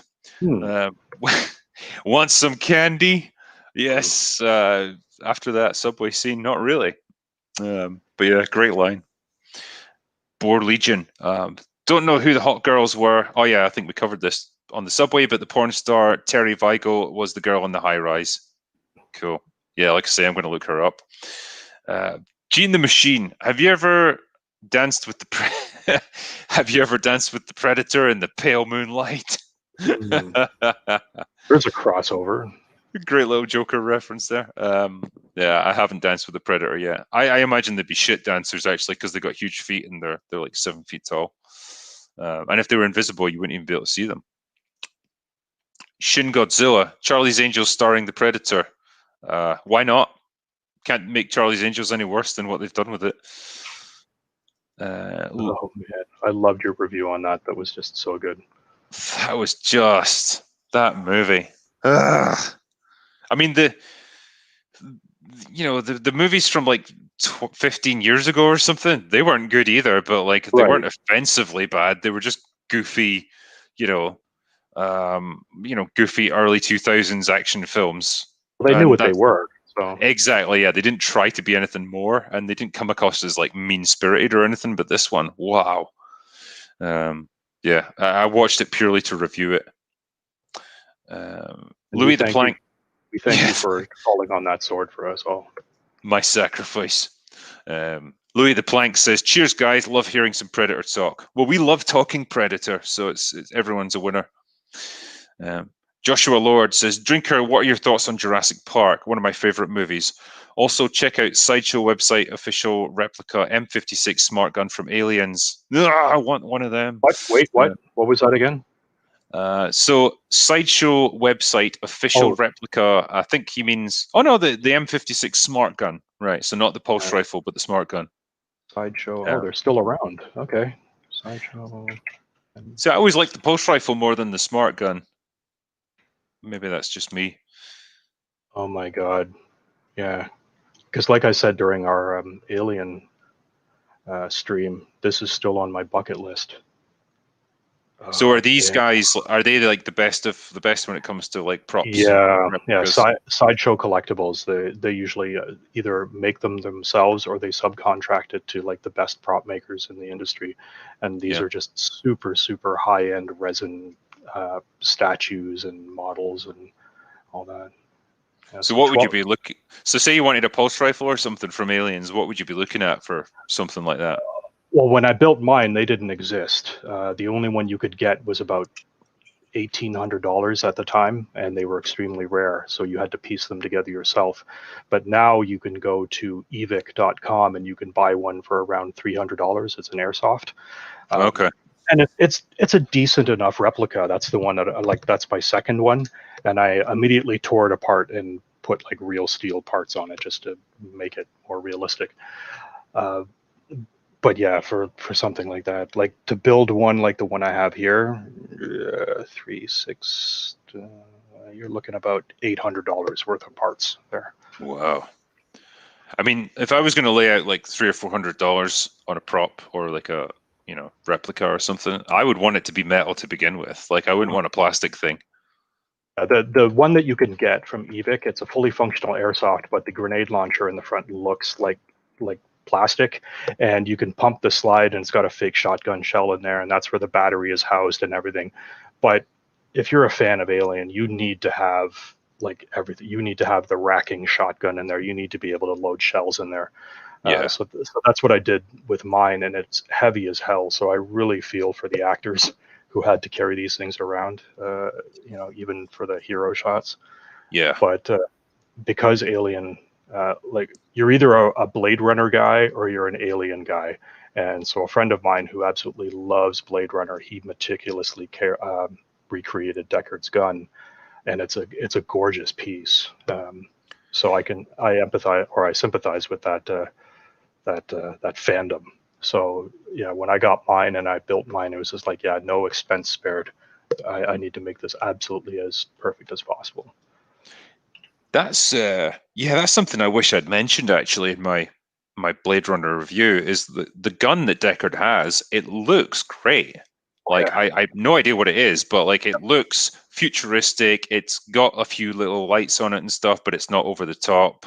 It looks functional, but it looks powerful. And very much. Yeah, it's a great little thing, great little prop. I wish I'd mentioned it now, actually. You did now, and that counts. Yeah, there we go. It's out there.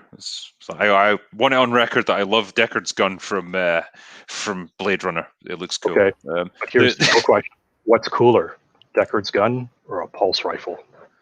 The pulse rifle's better. All right, there you go. Okay. It's I mean that takes some beating. The sound of it is incredible. And if I had to go into like battle with something, it would be the pulse rifle over that. Okay. I love how the Predator movie titles are still coming in thick and fast in chat. We got like Predator in a blue dress, Scent of a Predator, The Hunt for Red Predator, Murder on the Predator Express, Predator Predator got fingered. Oh no. There's probably a porn parody out there somewhere of that. Okay. The mind boggles. But yeah, excellent stuff. Iron Cane 2003.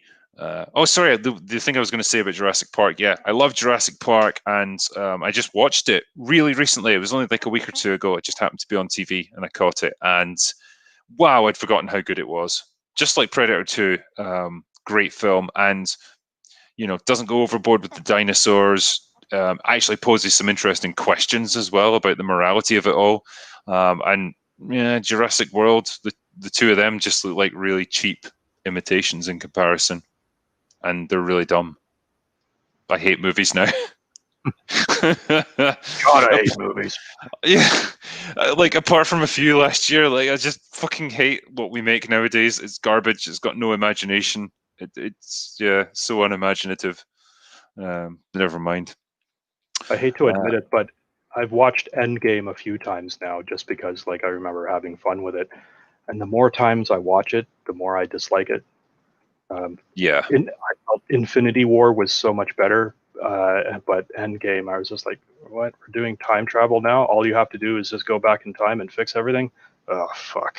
Yeah, that was the main issue I had. And yeah, the fact that Thanos was the thing that tied Infinity War together, and he was a great character because he was. Sure. You could understand why he was doing what he was doing. Whereas, when you get to Endgame, he just becomes an asshole. He's just like a stock villain who's like, I'm going to destroy the whole universe now because people tried to stop me. So yeah, you're not interested in anymore. And it kind of wasted that. I think it had a good stab at providing decent resolution, but the amount of characters that it had to wrestle with and the amount of stuff going on, it was some balancing act. Really was, But yeah, it doesn't hold. I get that Tony is a genius. He's some kind of prodigy or something. But the fact that he solves the mystery of time travel, just one evening while he's sitting in his cabin, like, really? Yeah. And doesn't this like open up an entire world of possibilities? You could literally go back and change anything. For sure. once you've let that genie out of the bottle, you can't put it back in. So where does it go from here? I guess this is another reason why I think the MCU's peaked, and it's going to be tough to follow up on this. You're not going to generate the same amount of interest or commitment to another 10-year long arc. It feels like they've done their best stuff already. So yeah, I think this absence due to the unspecified virus is really hurting them as well. Like Black Widow has been delayed. Production on a bunch of other films is probably delayed as well. And this time when we're not getting any new MCU stuff, that's hurting the momentum big time. I'll tell you what really broke my heart. G.I. Joe Origins Snake Eyes got pushed to a indeterminate date at this point. Oh, yeah, it sounds like it's so looking forward to that. Yeah. It sounds like it's one step away from getting shit canned then. Well, it's done. It's in post-production. I was supposed to right, they filmed it. Yeah, it was supposed to be coming out in October, and I was just like counting down the days, and now it's been pushed. Yeah, it's been some year. Iron Cane no 2000. Yeah, Iron Cane 2003 says, "Thanks for everything you do, Drinker." Well, thank you. Much appreciated. Omega Uber Deathbot.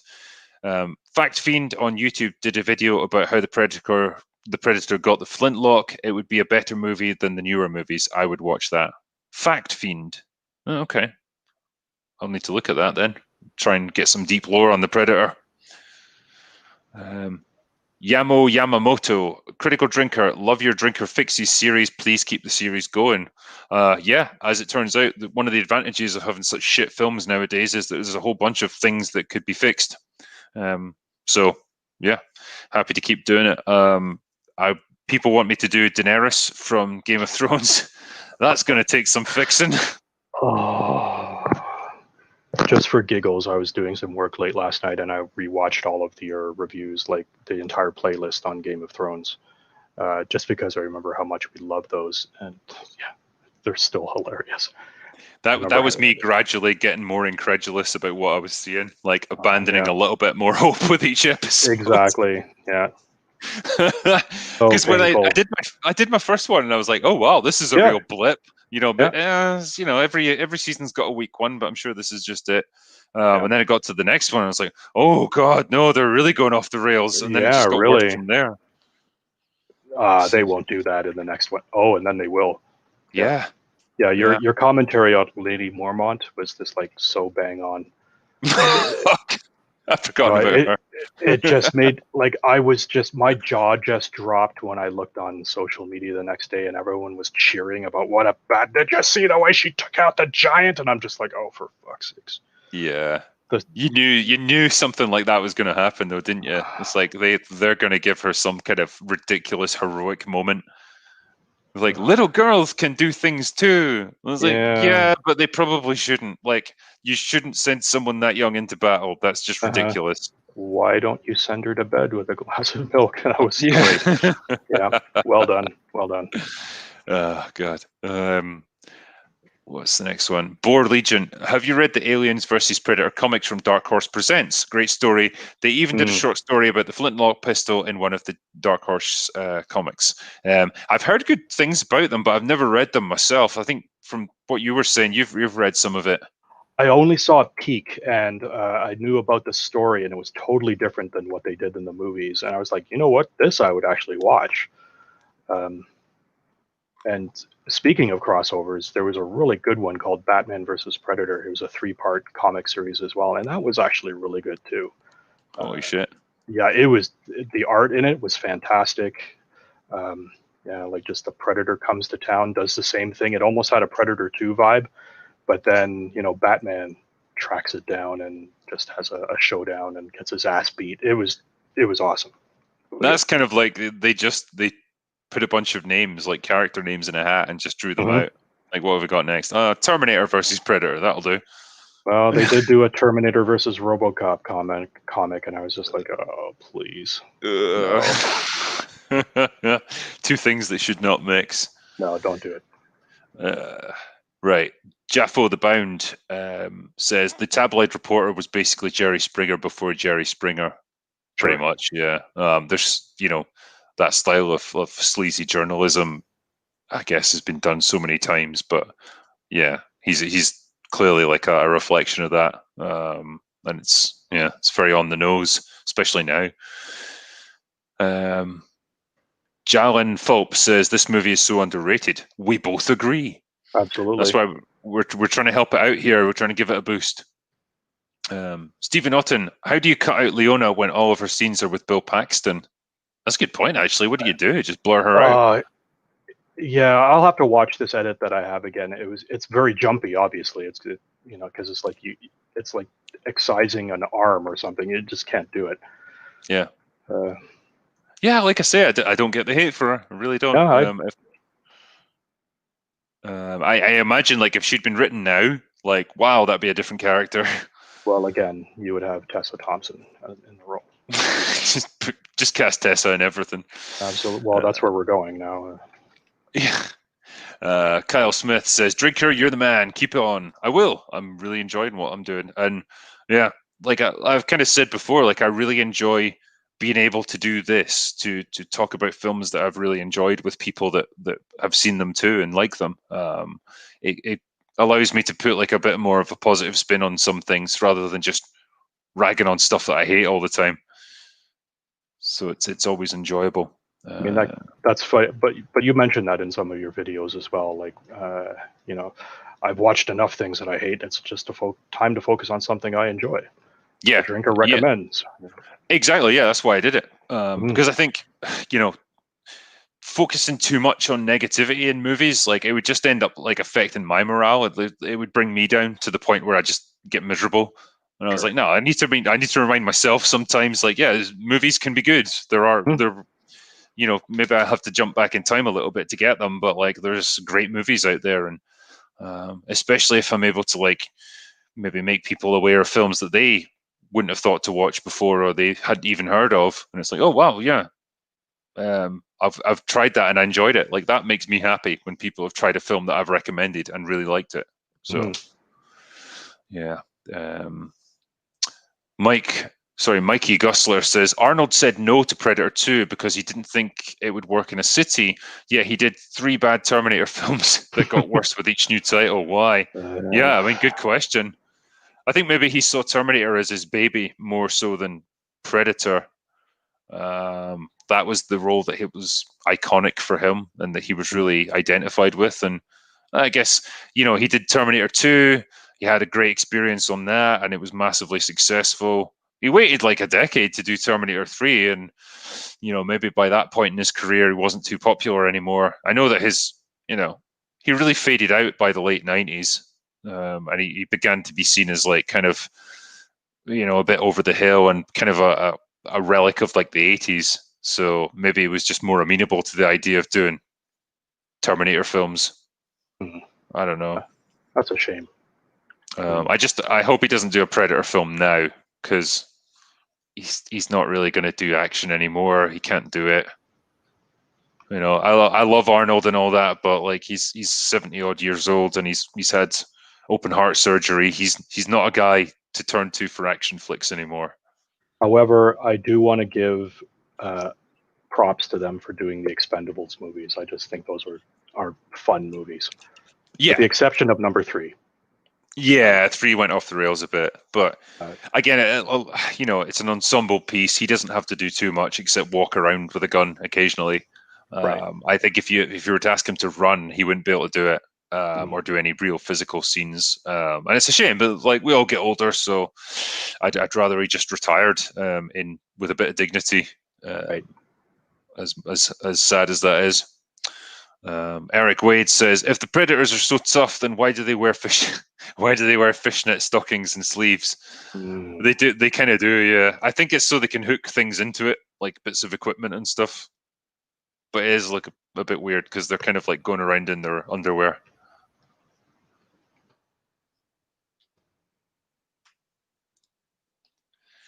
The one thing I noticed as well that we didn't mention about this film is, when the Predators like standing on a rooftop. Yeah. and it's roaring, and it holds its spear up in the air, and it gets struck by lightning. Yes. Possibly a step too far. I think so. I don't think. Yeah, I don't think you really want to show it gets struck by lightning, like it's become Thor or something. Like, Okay. because wouldn't that hurt it? I mean, I'm no expert, but like getting struck by lightning's got to fuck you up, even if you're an alien. Right, but maybe his spear is made out of the same type of unknown material as the spearhead was, so it can conduct electricity and pass harmlessly away. It could, yeah, it could be. I just thought as a scene, it maybe seemed like you were showing something out of Highlander or something like that, where there's Right. like almost like a supernatural element to it. It maybe seemed a wee bit unnecessary, but it doesn't bother me too much. Someone in chat's also mentioned, Critical Drinker, are you man enough to fuck a female predator? Whoa. I mean, I've fucked worse, to be honest. Like, I'm from Scotland, so I've seen worse than that on the dance floor, and I'm not afraid of it. Oh, some of those images that you put as vignettes in your videos are like images that I cannot unsee. Kind of like a night out in Glasgow, and then you see this image, you're like, oh fuck. Oh, yeah, it's not even the worst of it either. Like, that's the censored stuff. Oh man, I've seen some states like. Anyway, Gianni Greco. Drinker, if you ever do a review of Get Carter, the 1970 version, or The Long Good Friday, then I'll buy you a case of methylated spirits and a bag of crisps. Yeah, it's one thing I want to do is do more like older classic movies. Like Jaws was one of them. I think that was 1975. Yeah, I'd like to showcase some of these old movies that are they do stand the test of time. So happy to do it. Zero Depressive. Ray is like the kid you see playing the game with passwords on. He pretends to do something very difficult at a couple of points. He misses all that the game would have been normally. Yeah. It's like, not to end up going into everything I said in my video, but with a character like that, if you take away the struggle and the flaws and the weaknesses, then you've got nothing left to work with, and there's no character building because they haven't earned anything that they've got, and that's the problem that you have with Ray. And it's frustrating because the more I thought about it, the more I was like, God, you could actually turn her into a really likable, interesting character if you just tweaked her a little bit and actually had the guts to, give her flaws and weaknesses. Then you'd probably be all right. Wouldn't be a perfect film, but like Ray as a character would work a lot better. So, oh well, never mind. It's another missed opportunity. They made money off of it, so what do they care?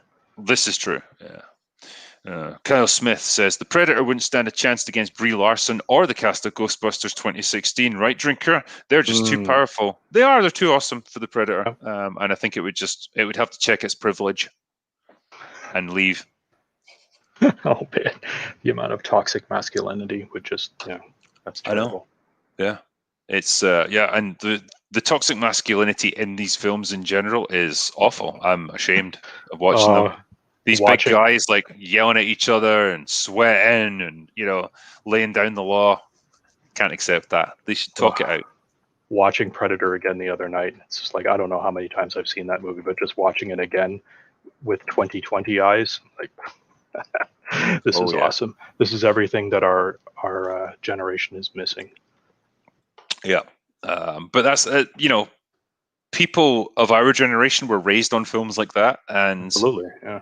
Well, yeah, I think you get a good perspective. I think when that's how you're brought up, you get to see these heroic characters on screen, which I think you lack now. Everything's fucking nihilistic, and nothing matters, and everyone's the same, and blah. It's like it doesn't inspire you, it doesn't interest you, it doesn't get you fired up about anything, and that's feels like what cinema is now, and except for John Wick. Yeah. I thought that movie was absolutely fantastic. Yeah, but then you have to go to these because the original John Wick was done on a budget of like 10 million or 15 million, like really small compared to something like the big blockbusters now. Right. And I think it succeeded way above what any of them expected. Right. and they're like, holy shit, now this is really taking off. And so, each one gets progressively bigger budget, it's more ambitious, but it shows you really clearly, like, there is such a demand and a hunger for movies like that, Yes. and it's not getting satisfied. And that's why these little 10-15 million dollar budget movies are doing well, like Extraction with Chris Hemsworth. I don't know if you've seen that one on I started it. Netflix. I haven't finished it yet, but I was really, really entertained by what I saw. I think I'm about halfway through. Again, similar idea. Like you've got a character, sort of in the John Wick mold, a tough guy who's got a dark past and all the rest of it, but he's a cool, interesting action hero that can kick ass and do amazing things. And just a big, tough action film. That's all it is. Okay. Unapologetic, old school, classic. Good, really good. And Cool. apparently it did amazing on Okay. Netflix. Like great sort of viewing figures for probably a pretty low budget film. So yeah, again, just an example of how there's a demand for it. If you just satisfy it, that's what people want. They've always wanted it, and they always will want it. Meanwhile, you contrast that with what is it called? The Old Guard that they recently came out with Charlize Theron. I need to see that. I still haven't seen it. No.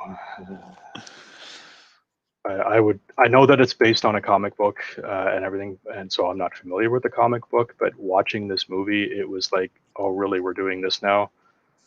Okay. Yeah. What have I got here? Stephen Otten, I would like to see a Predator movie set in feudal Japan. Yeah, I think we covered that one earlier, and we were talking about it. We're not quite convinced that it could work, but who knows? Martin Sevich, I think the word you were looking for is modest. Yeah, that's when I just could not find the word earlier. It was actually wholesome when we were talking about Ford versus Ferrari. I was talking about the relationship between Christian Bale and his son. It was wholesome. The word escaped me there. Soupy Columbo, drinker, you titillating troglodyte. Have you watched Clue yet? No, and I'm annoyed because fucking Mahler beat me to it. But apparently it's really good. So I need to see it. I need to somehow dig it up. I'm sure it's out there someplace. But yeah, we were ragging on Knives Out for being shit, and people kept saying Clue's amazing. You should watch that. It's like basically the good version of Knives Out. So I've watched a lot of like the old Hercule Poirot, adaptations that I think we did in the UK, and they were good. I like these kind of murder mystery type things. So I'll give it a go sometime. Louis the Plank, Hollis's last stand in Watchmen is a worthy honorable mention for Drinker's top last stands. Yes. So Hollis is like the previous version of Night Owl from like way back in the 1940s, and he's like an old man in Watchmen. And in the ultimate version, you get to see him get basically killed by a bunch of thugs who think he's someone else, pretty much. But he puts up a hell of a last stand. Like he's fighting them like he's an old-fashioned superhero again.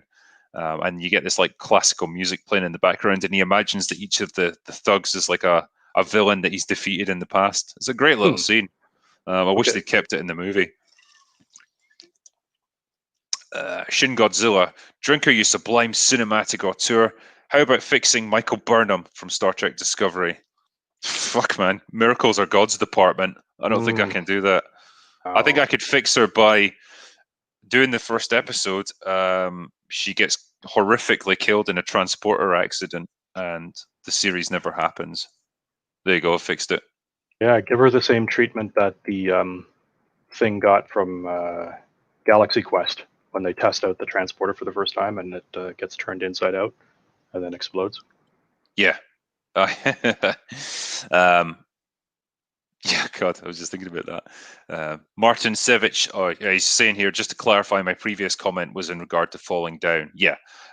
So like I was saying, the word I was looking for with defense and is the thing that he wants out of life. It was just family life and a good job and stuff, and it was a wholesome thing. So that was the word. J1818, hey drinker, how do you develop your stories when writing? Do you have an end in mind, or do you just develop as you're writing? Do you plan a series of books ahead of time? Also, Alba Grabrath, which is Gaelic. Yeah, so when it comes to writing, I write out my synopsis in advance for my book. So it'll be 5, 10, 15 pages long, however long it needs to be. And I'll really take the time to develop a detailed plot so I don't end up writing myself into a corner. And honestly, it pays off big time, because 5% more effort at the start will usually mean like 50% less work later when you have to like go back and rewrite things. So it definitely works for me. And with the series of books that I'm doing, yeah, I pretty much had in mind how it was going to end when I started it. And that was 10 years ago. So the book that I'm just finishing up now, that's me writing scenes and finishing up character arcs that I first thought up a decade ago. So it's kind of a weird experience. But it's nice to bring them to fruition. I just hope it lives up to the expectation that I've set for myself, because like when I had all these scenes in mind, I was like, oh, that'll be cool when it finally happens. So hopefully it is. But yeah, it'll be out in November, I think. And I've done a cover reveal on Twitter so people know what it's going to look like. And it's called Something to Die For. Oscar Meyer says, Hail Gunslingers, no prisoners. Nice. Cloud61592. Critical Drinker, you're awesome. Do you think the Resident Evil games went to shit after 4? Also, would you make another review of Dog Soldiers? Anyway, here's $10 for some Arturian poontang. Yeah, but the one you had was male. Hey, it doesn't matter when it's Arturian, baby. Did they go to shit after 4? Kind of, because 4 got them started on the path of like doing like overblown action rather than survival horror. And genuinely, my favorite one out of the whole series is the remake of Resident Evil 1. I love that game. I think it's fantastic. It's got the perfect balance between like, you know, exploration, combat, puzzle solving, you know, horror. It's like the ideal Resident Evil game. I don't like ones like 5 and 6 where it's just ridiculous over the top action. I mean, they work fine as action games, but they're not Resident Evil games for me. And 7 was all right. The first few hours were really atmospheric and great, but then it got a bit, you know, it lost its way a bit towards the end. So we'll see what happens with Resident Evil 8. They seem to be sticking with that kind of subdued horror vibe, so maybe it'll be all right. Russell Hall. PCU needs a review. Animal House of the 90s. What is PCU? Does anyone in chat know what that is at all? I've never heard of it. PCU. I'm just waiting for chat to catch up, see if anyone knows what it is. There's more Predator-themed movies here. 8.5 Predators, The Predator Mile, Tango and Predator. That I would fucking watch. That would be amazing. I would watch. Holy crap, yeah. Sylvester Stallone, if you're watching this, make it happen. Do a movie with the Predator. Either one, Sylvester Stallone or Kurt Russell. Yeah. I would see them team up again. That would be amazing. Tango and Cash 2. Make it happen. Oh, it's just called PCU. Okay. Politically Correct University. Okay. No, I never heard of it, but I'll keep it in mind. Brett Cohen. Drinker, you need to take a leaf from the Aussie playbook. Piss in the empties, mate. Is Scotland going woke or just America's reach? Here we don't care. Yeah. The thing is, right, see if you're drinking from a can. It's tough to piss into that, man. You got to aim really well. So it's a tricky one. And plus, I've got a whiskey bottle here, like a bottle of Jack. Well, it's still half full, so I can't piss into that. So I'm just having to grit my teeth and tough it out. That's why I'm flying through the super chats. Oh, come on!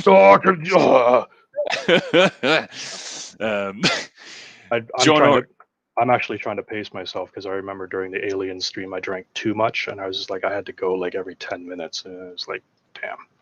Yeah. Oh, I meant to say to you actually, like I know sometimes the super chats can be a bit boring. So if you No, are no, like, these you're are great struggling or questions. whatever, all right, cool. And obviously jump in as much as you want because I'm just kind of fielding them at the moment. John Orchard says, Drinker, could you make a video about what makes a good story? Show how characters are made and how good stories work, showing example clips from good movies.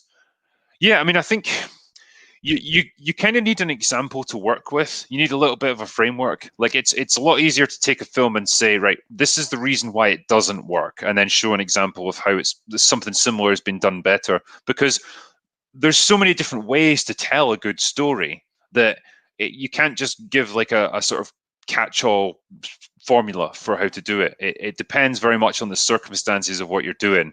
You know, there's a million different ways of doing something well, but it's very easy to do it badly. And then it's a case of understanding, well, why was it bad? What didn't work about it? And then go from there. So it's very difficult to talk in general terms. But like I've tried to, like with my Ray video, give a bit more theoretical stuff, I guess, like show how characters are structured or show how, you know, you got the different components of what makes a character and how they develop. I can try and do more of that and bring that in. But generally, it's easier to start with some sort of thing that's specific that you can then work with, because then people have got something to grapple with. Otherwise, you're talking hypotheticals. Excuse me. Manise Monahay. Sorry, there's just a bunch of letters there. I know I'm off topic, but you don't have to spend too long explaining. Just real quick, what's your opinion on the Final Fantasy stories? Have you played them? Yeah, so I think I was just gushing over Final Fantasy VII there. That is and remains my favorite of the bunch. 8 was really convoluted and kind of confusing, and I didn't like the characters very much. 9 I barely played actually, and it's a shame because I hear it was quite good. 10 gets a lot of praise, but I wasn't a big fan of it. I didn't like whatever the fuck his name is, the guy who looks like a surfer dude who's like the main character. I just think that the aesthetic of 7 was great. The structure of it was good. The characters were good. It's definitely my favorite. And the most recent ones, I just haven't cared about at all. It's like they don't really have stories that you can get into. I just remember playing the most recent one, and I was just like, I don't even understand what's going on here. And then I found out there was a movie that went with it that you kind of had to watch to understand it. And that's just bad storytelling, in my opinion. You shouldn't need a movie to explain your game. Samir Bansal, we appreciate you, Drinker. Drink emoji. Thank you very much. Phil Moore, for the Predator having such a hard-on for honor, it really enjoys picking people off from the shadows in the first movie. Reminds me of Pearl Harbor. I mean, I guess it kind of has to work like that because there's only one, and it's hunting like a group of heavily armed people. Like, plus it builds up the tension if it kills them one at a time. But yeah, it's not like it appears and then challenges people to unarmed combat or anything. It does just like blast you in half if you happen to be like caught in the open by it. But yeah, them's the breaks, I suppose. Flaming Killamajig. Drinker, there's a trend of cartoony, boring, and safe video games. I want to make a fast-paced, violent, offensive tabletop game about biker gangs in hell. What writing suggestions would you have? Make it as offensive as possible and irreverent, and just basically make it like Predator 2, where people are just saying things that would be really considered offensive nowadays, and just make it unapologetic and advertise it as such, and just say, we don't give a fuck if you're offended by our game. We're just out to make a good, fun game. And if you've got a problem with that, we don't care. I really think the world needs a new Duke Nukem. I think so. A good one. Because even Wolfenstein's kind of gone woke now. Mm-hmm. The most recent one was very preachy. So yeah, I just want a game where you murder things. Doom is pretty okay. That is still like hardcore, just chainsawing demons in the face and stuff, and it doesn't try to be anything except what it is. So I'm fine with that. Games like that still do exist. Matt S gave me a poop emoji. Thank you. That was really appreciated. I love a good poo. Starship Teddy, thanks for truly first-class entertainment, Drinker. You're a great voice for the unheard majority, drowned out by the Twitter/Hollywood crazies. Yeah, I think there's an awful lot more of you than you realize, and when you kind of band together in terms of like what you spend your money on, it gets noticed. As far as from what I've been told, anyway, people notice when movies don't make money. And when fans turn against them, and as much as they'll never admit it, they know. So I guess if we just keep doing what we're doing when we're unhappy about things, well, it'll help. What's the next one? Jaffo on the Bound. I mean, the actor who played the reporter was like Jerry Springer in real life, show and everything. Have a few whiskeys on me. Cheers, mate. Thank you. Yeah, I don't know Jerry Springer, like what he's like in terms of his real personality. I remember his show back in like the late 90s. Trainwreck TV. It's good stuff. Yeah. It was always packaged up like it was really compassionate and stuff, but it's like you're just wheeling out the dregs of society so that we can laugh at them. Like, don't pretend you're doing otherwise. We've got a show like that, or we did in the UK, called Jeremy Kyle. Same exact thing. Like they would get like the schemiest people from like the local council estate in, and it'd be like my husband keeps raping our dog or something. Like, help me. Oh my god. Oh, I don't know what kind of mood I'd have to be in to watch that. But it's just it's what would you even call it? Like poverty porn, or just looking at horrible people getting ranted at, pretty much. But yeah, trash TV. Bardorp, Drinker, will you ever do a review of Dread? Yeah, happy to. Just got to find the time. One? Hopefully the Carl Urban one. Okay. Yeah, I don't really think I need to say much about the Stallone one. Stephen Otten, Extraction fucking rocked. I didn't hate the old guard, but I'd rather watch Extraction, one of the best movies this year. Nice one. Cool. I need to give the old guard a watch so I can get a feel for it. Starship Teddy, I enjoyed the old guard on Netflix very much. Cool. Hearing interesting things about it then. Some people hated it, some people seem to like it. I don't know. Jamie van der Horst, Clue and Murder by Death are my favorite whodunit comedies. Cool. Jade Kind, Drinker, I love your streams. You seem like a real chill guy. How do you feel about Guy Ritchie's films? Did you see his King Arthur film? Yeah, I like Guy Ritchie's films in general. King Arthur wasn't good. It feels like he was being forced to do a sort of genre of movie that was not in his comfort zone at all. But Snatch and Lock, Stock and Two Smoking Barrels are great films. Man from U.N.C.L.E. is really good. Love that. So yeah, generally I like Guy Ritchie's films. I mean, Danquish, have you seen any of them at all? I have not, and it's surprising because I love Jason Statham. Very unapologetic about my man crush, and I've never seen Lock, Stock and Two Smoking Barrels. Like that's his first one, wasn't it? Yeah. Or was it? Yeah. Yeah. So Snatch is kind of like it's like the Terminator 2 to that. It's like basically the same idea, but like, done to a higher quality, I guess. It's more expensive and stuff, but Snatch is probably more accessible, I would say. But either one's good. We only just recently saw Boondock Saints, the recommendation of some friends of ours, and we really enjoyed that one too. That was a lot of fun. Cool. Man from U.N.C.L.E. is also good as a Guy Ritchie film. Russell Hall, here's $50 to buy and watch PCU. I promise you'll enjoy it. In fact, I dare say it might even blow your mind where the Pampers is. Right. Well, it seems like I really need to watch this film. PCU. I'm going to make a note of that so I don't forget it. Because I must learn more about this if people are that passionate about it. Right. PCU stars David Spade and Jeremy Piven. Okay. Another person, Brie Larson's period. I second the PCU recommendation. John Favreau was in it. interesting to see him being in things instead of just directing. I'm just seeing what's the deal with the super chats right now. Just making sure I'm caught up.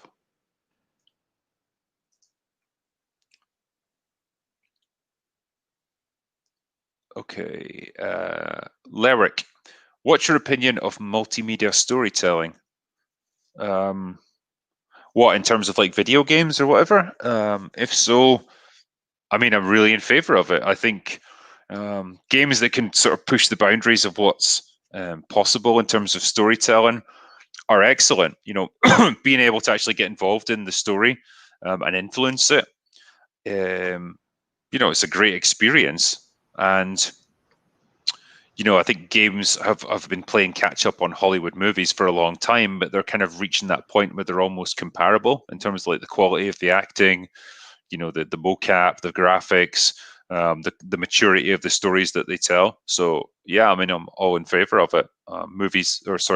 Games that are prepared to push the boundaries of what they can do.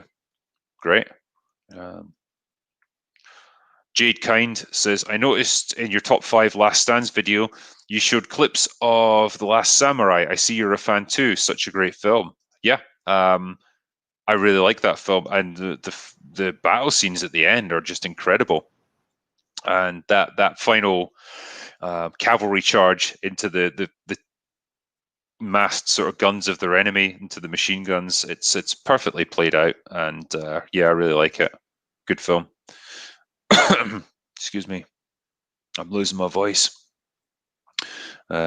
K-Logs Comedy and Horror says cheers for $2. Cheers to you.